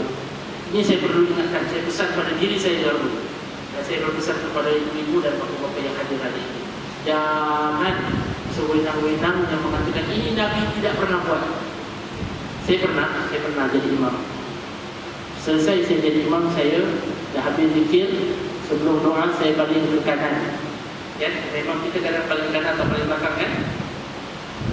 Pernah seorang tu dia lompatlah kat belakang, kata Ustaz Irwan ni dia memang buat bid'ah ni semua. Ini tak pernah berlaku, Nabi tak pernah buat. Saya kata mari sini sekejap. Sekejap. Marilah sini dia kata. Duduk dengan kopi dah. Saya kata tadi saya dengar ada orang cakap lah, tak tahu lah orang mana cakap tentang ini dan ini. Saya kata buka dalam Imam Abu Daud, cek Ada hadisnya yang Nabi setelah selesai solat, habis zikir ataupun dalam hadis tidak cukup bila, Nabi berpaling ke kanan. Saya tunjukkan hadisnya. Saya kata kita ni dalam beragama kena warak. Warak ni maksudnya apa? Bukan warak pakai sepat tebal, bukan warak pakai jelak sampai telinga, bukan. Warak maksudnya jangan tajarruf, jangan sewenang-wenangnya melepaskan pandangan kata Nabi tak pernah buat. Dan soalan yang kita pernah tanya, ya ke Nabi tak pernah buat? Jadi kalau nak tahu sama ada Nabi pernah buat atau tidak, baru cari. Dia soalan berbeza. Soalan yang kata, ni confirm Nabi tak pernah buat lah ni. Senang saja dia cakap. Kalau dia sebarkan dekat luar, dia memang Nabi tak pernah buat, Nabi tak pernah buat. Padahal Nabi pernah buat, dan ada dalam hadis, takut-takut kita termasuk dalam ancaman Nabi. Man kadzaba alayya muta'ammidan, barang siapa yang sengaja berbohong dengan namaku, falyatabawwa maq'adahu minan nar. Tempatlah tempat di dalam neraka. Ya? Jadi bila kita nak beragama, kikis hati daripada sifat bohong dan khianat. Itu syarat yang kedua. Ya? Dua sebab. Satu, kerana permusuhan. Tak suka orang lain dapat nombor, tak suka orang lain ikut orang ini pandangan. Kita pun nak dera juga. Jadi kita pun apa lagi action dera lah. Padahal tak dera, dia action saja dera. Itu tak boleh. Ya? Dua sebab. Satu adalah kerana permusuhan, kedua kerana sifat bohong dan khianat. Cakap sewenang-wenang demikian, padahal Nabi pernah buat itu pembohongan. Jadi perlu hati-hati ingat. Dia pun nak cakap ni agak-agaknya ada ke tidak ya, tapi kalau cakap itu perlu perhatian. Baik. Jadi bagaimana kita nak atasi semua ni? Perbezaan ini nak kita tangani supaya kita tak dapat masuk dalam hal demikian. Pertama, ibu-ibu dan bapa-bapa, kita semua berbeza pandangan kan? Carilah titik bersamaan antara kita. Kita ni kadang-kadang dalam hari ini di Singapura, kita sibuk dari yang ini sukalah buat macam ni. Yang ini doa angkat tangan, yang ini doa tak angkat tangan. Yang ini suka nyanyi-nyanyi nasyid, yang ini tak suka nyanyi-nyanyi nasyid. Yang ini kata nasyid haram, yang ini kata nasyid tak. Itu yang kita cari. Kita lupa yang kita ni sembah Tuhan yang satu. Kita lupa kita solat dalam keadaan menghadap kepada kiblat yang satu. Kita lupa kita beriman kepada Nabi SAW yang satu. Kita lupa semuanya kerana kita mulakan pertemuan kita dengan perbezaan. Bukan saya kata kita tak perlu fokus pada perbezaan, tapi jangan sampai perbezaan ini menjadi fokus utama kita. Kita ni ibu dan bapa-bapa, kita semua ada perbezaan pandangan. Kan? Banyak pandangan yang berbeza. Ada lebih senang pandangan yang ini, ada lebih senang pandangan yang itu. Tapi cuba cari bersamaan. Kita ada isu-isu yang sama kita fungsi tak? Isu sosial masyarakat, isu kemiskinan masyarakat, isu keluarga berantakan dalam masyarakat. Ini semua isu-isu yang perlu kita tangani bersama tak? Perlu. Tak kisahlah doa yang angkat tangan. Tak kisahlah solatnya kunut ke tidak. Tak kisahlah yang satu suka baca maulid qasidah mudah ke, yang lagi satu tak suka ke. Tak kisah, kerana itu sama. Isunya kita nak bantu orang keluar daripada kemiskinan. Kita ni sibuk bincang pasal doa, tak doa, apa semua. Orang kat luar masih bersinam. Ada yang sewenang masih minum arak. Ada yang masih bertukar-tukar pasangan kehidupannya. Wal'iyahzubillah. Mana kita daripada mereka? Ada yang tak tahu pun nak mandi dulu belum solat. Kita sibuk fokus yang kat dalam, kita terlupa yang kat luar. Jangan lupa nikmat Allah kepada kita ibu dan bapa-bapa. Itu yang pertama. Pastikan cari yang titik bersamaan. Kita nak bawa remaja datang ke masjid, itu yang kita nak. Tak kisahlah apa cara dia pun, maksudnya selagi dia dalam majal ataupun dalam bidang yang boleh diterima, maka kita panggil mereka dan bawa mereka kepada Allah Subhanahu Wa Taala. Kedua, elakkan perasaan sombong dan murka. Allah Subhanahu Wa Taala berfirman, ingatkan kita dalam surah Surah Al-Hujurat ayat 11. Ya ayyuhalladzina amanu la yaskhar qaumun min qaumin asa an yakunu khairan minhum. Wahai orang-orang yang beriman, janganlah sesebuah kaum daripada kaum ini merendah-rendahkan, menghina, mencerca kaum yang lain, kerana kaum yang mencerca itu boleh saja lebih baik daripada kamu. Kita rasa kita yang paling betul. Saya dah ada saya punya hujah, saya ada saya punya Quran dan hadis dan pandangan ulama, maka saya yang betul. Orang ni semua tak betul, tak ada hujah mereka. Itu apa? Itu sombong. Itu sombong. Antara tanda seseorang itu sombong, terkena penyakit sombong, Nabi SAW pernah menyebutkan dalam satu hadis yang diriwayatkan oleh Imam Abu Daud, Al-kibar man batara al-haq wa ghamatan nas. Sifat takabur itu ialah orang yang mengingkari hak dan orang yang mencerca dan merendah-rendahkan manusia yang lain. Kalau kita suka merendahkan manusia yang lain, itu tanda-tanda awal kita ada virus sombong dalam diri. Itu perlu berhati-hati. Jadi mudah-mudahan Allah bersihkan hati kita daripada segala sifat demikian. Supaya kita tidak tertipu dengan agama, tidak tertipu dengan pengamalan kita. Kemudian ketiga, nak hilangkan sifat ini, sifat kita daripada perpecahan atau daripada perselisihan yang bahaya ini, perlu kita pastikan kita melihat saudara kita daripada kacamata kebaikan dan sangkaan baik. Kita ni kadang-kadang ibu dan bapa secara tidak sadar, kita lihat orang, kita mula dengan sangkaan buruk dulu.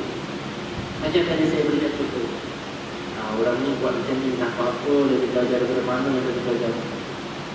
Kita tak kena belajar ni, mana kalau budak belajar sesat ni. Mula dengan macam tu. Padahal sepatutnya mungkin kita mula dengan sangkaan baik dulu. Oh, mungkin saja dia pernah belajar sesuatu yang aku belum pernah belajar. Kan beza.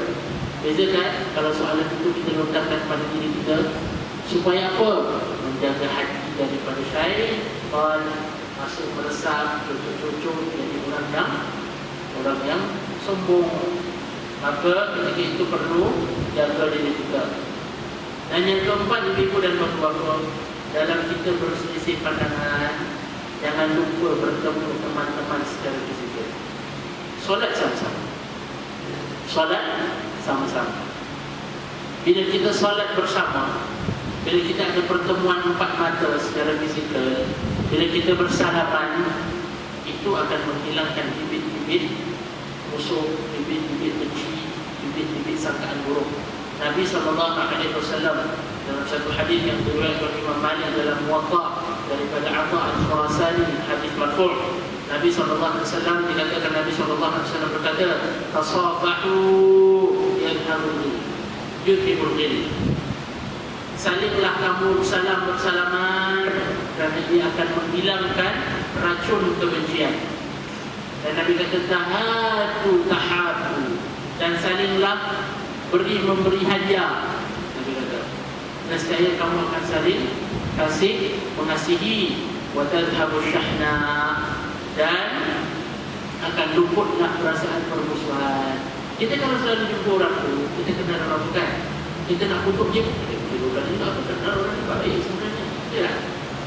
Tapi masalahnya sekarang dalam dunia yang penuh dengan dunia Facebook ni, mufti-mufti keyboard saya panggil, mufti-mufti keyboard. Tahu mufti keyboard? Mufti keyboard tu yang duduk depan komputernya bagi pandangan. Dia kata la haula wala quwwata illa billah. Para sahabat dan para tabi'in dan ulama paling berhati-hati nak memberikan fatwa. Orang-orang ni kadang-kadang saya tengok, banyak betul fatwa dia dalam fatwa ni. Keluar ke Facebook, macam-macam pandangan agama dia bagi. Pandangan dapat dari mana? Daripada syekh dia. Syekh dia siapa? Masyhur syekh. Nama syekh Google dengan Ustazah Yahoo. Sekarang tak pakai Yahoo dah, tak pakai Mozilla, Firefox, apa lah Dia cari copy paste. Main copy paste, sekarang tak tahu hadis ni betul ke tidak. Kat Facebook tu kadang-kadang ibu-ibu semangat agama. dia semangat beri pesan orang lain. Kayak ibu saya, bapa-bapa pula, dia semangat nak beri pesan, tapi dia tak cek hadis ni betul ke, hadis ni palsu ke, atau betul ke tidak, menepati pandangan ulama. Main post saja, main share saja. Orang pun baca, orang yang baca ni ada pelbagai, ada yang ulama, ada yang agama, ada yang ulama, kan? Ada yang umumah. Dia tak tahu, dia ambil saja. Padahal mungkin itu tidak benar. Kita perlu bertanggungjawab tentang apa yang kita kongsi di mana sahaja, secara khusus di Facebook, kerana ramai orang dapat membaca dan boleh mengelirukan orang. Maka kalau kita rasa-rasanya nampak orang ini berbeza pandangan selalu, jumpa dia, bertemu dengan dia, minta dia terangkan pandangan dia, kemudian kita juga ada peluang terangkan pandangan kita. Kalau lepas tu kita boleh setuju. Kalau kita tak boleh setuju, sekurang-kurangnya kita dah bersalaman, dah hilangkan permusuhan, dah kurangkan kebencian. Sebab bertemu gini, kita ni sekarang kurang bertemu, lebih banyak Facebooknya. Ini yang nasihat untuk diri sendiri dan untuk yang lain juga, hatta ibu dan bapa-bapa pun. Kadang-kadang kita hari ini lebih banyak membawa orang ke dalam bilik tidur kita sendiri daripada dahulu. Macam mana? Facebook kan? Nak tidur pun masih Facebook lagi. Suami kat sini, isteri kat sini. Dia Facebook orang lain, dia Facebook orang lain. Apa juga? Itu perlu kita jaga, ya. Kadang-kadang ibu dan bapa saya pernah beberapa tahun yang lepas lah. Masa tu musim nisfu Sya'ban. Jadi ada bukti yang baca Yasin 3 kali lah, ada yang baca doa lah. Jadi yang berpandangan bahawa doa ni Yasin semua tak ada dalam hadis Rasulullah, dia boleh. Oh, yang ini bid'ah, yang ini sesat, yang ini salah dan sebagainya. Yang baca pun mana ni baik, semua orang-orang ni saja tak faham agama punya orang. Ini semua orang jahil ni. Oh, dia pun jawab balik. Saya kata, okey, hadis tentang nisfu Sya'ban ni ada pelbagai, ada yang palsu, ada yang tak ada. Tapi ada satu hadis yang sahih. Hadis ini diriwayatkan oleh Ibnu Majah. Nabi SAW berkata, sesungguhnya Allah itu akan melihat pada hamba-hambanya pada malam nisfu Sya'ban, dan Allah akan mengampunkan segala dosa-dosa hambanya, kecuali orang yang musyrik dan orang yang bermusuhan. Ini yang tadi dua orang member ni kan, yang gaduh bertiga-tiga, dia benci dia ni kan. Ini gaduh-gaduh tentang nisfu Sya'ban, dan Nabi kata Allah akan ampunkan dosa-dosa hamba-hambanya pada malam nisfu Sya'ban. Dan hadis ini hadis sahih riwayat Ibnu Majah, kecuali dua orang, satu yang musyrik, satu yang bermusuhan. Takut-takut yang dua-dua gaduh ni termasuk dalam yang Nabi SAW maksudkan bermusuh. Sudahlah, yang ini ada pandangan. Dalil ini ibu dan bapa-bapa ada pelbagai. Ada yang nama dalil umum. Dalil umum seperti apa?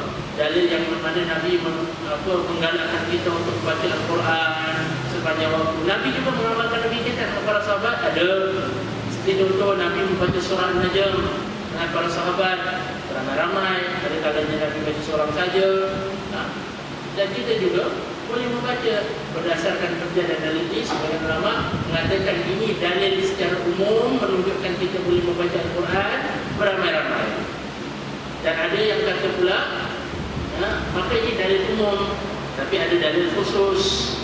Dengan tiadanya dalil umum tidak bermaksud kita tidak boleh mengamalkan amalan-amalan tertentu secara khusus. Cuma sahaja jangan pula kita kata amalan nisfu Sya'ban ni wajib. Itu baru bid'ah yang menyesatkan. Jangan pula kita kata baca Yasin pada malam hari Khamis wajib atau sunnah. Padahal tidak ada. Tapi boleh tak nak baca? Silakan nak baca Al-Quran bila kita rasa baca. Mungkin kita tetapkan hari Khamis sebab ialah ni hari yang sesuai, secara adatnya kita dah lakukan, silakan. Tidak ada hujah dalil yang melarang kita daripada membaca. Yang melarang kita adalah jika kita mengatakan itu adalah ajaran sunnah Nabi. Membaca Al-Quran adalah sunnah. Membaca Yasin pada malam Khamis secara khusus Itu bukan perkara yang wajib maupun sunnah. Sebenarnya ada baca surah di pada Quran itu ada hadis yang sahihnya. Jadi tak perlu gaduh lah. Kita nak marah orang tengah baca Quran. Orang baca Quran yang gaduh. Saya pernah ada orang kata, Ustaz, saya ni masa jahat dulu tak ada orang nak tegur. Bila saya nak jadi baik, macam-macam orang cakap. Kau buat ni salah, kau buat ni tak betul, kau buat ni tak sesuai sunnah. Daripada zaman dulu dia bersinar, minum arak, campur, gaul, bebas, tak balik, pindahkan mak bapak, itu tak ada orang tegur. Jadi dia nak boleh jadi baik, jadi begitu. Ibu dan bapa-bapa, mudah-mudahan dengan kita ingat selalu pesan pada diri kita, anak-anak kita, keluarga kita. Perbezaan, perselisihan ada kebaikannya.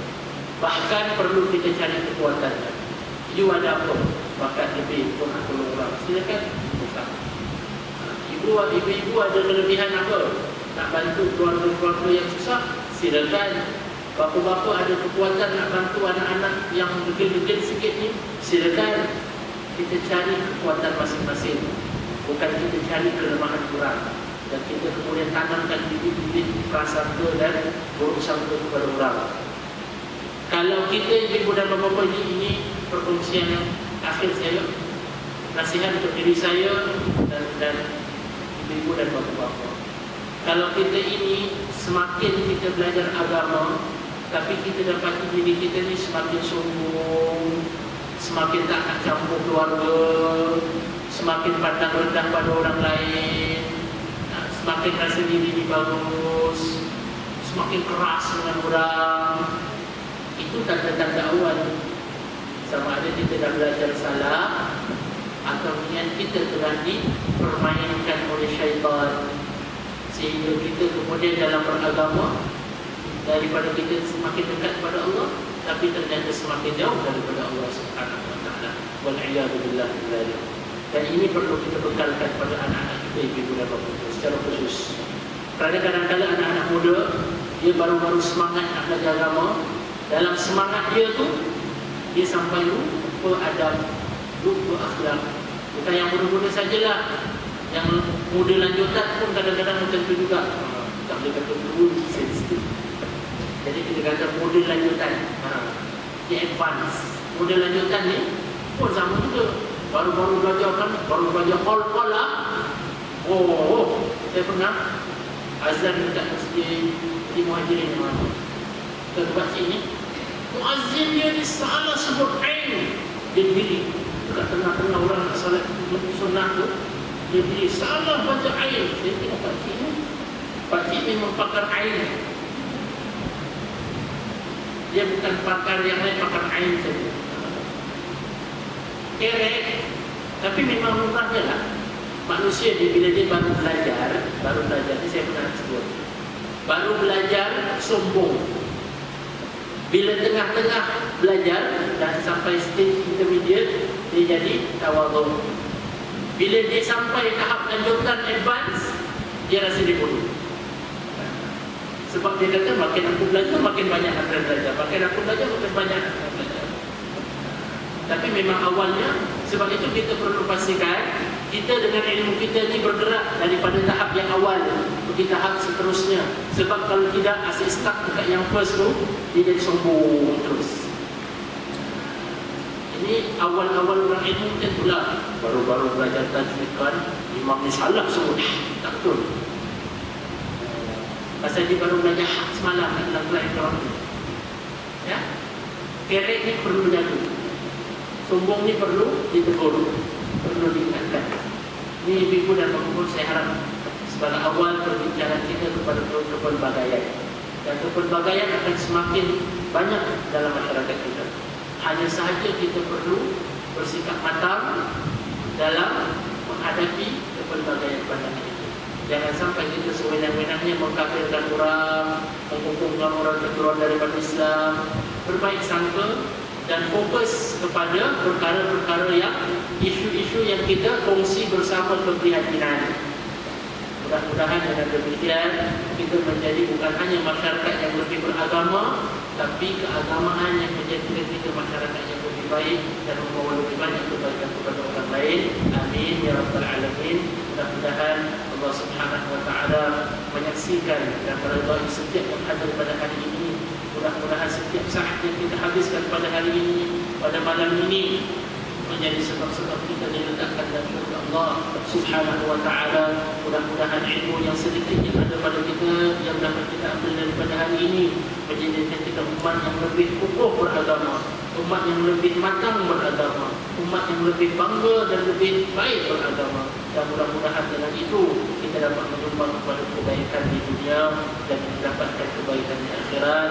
Amin ya rabbal alamin. Aqulu qawli hadza wa astaghfirullahal azim li wa lakum wa lisairil muslimin wal muslimat wal mu'minin wal mu'minat al ahya'i minhum wal amwat innaka sami'un qaribun mujibud da'awat wa yaqdi al hajat bi fadli subhana rabbika rabbil izzati amma yasifun wa salamun 'alal mursalin walhamdulillahi rabbil alamin. Taqabbalallahu minna wa minkum.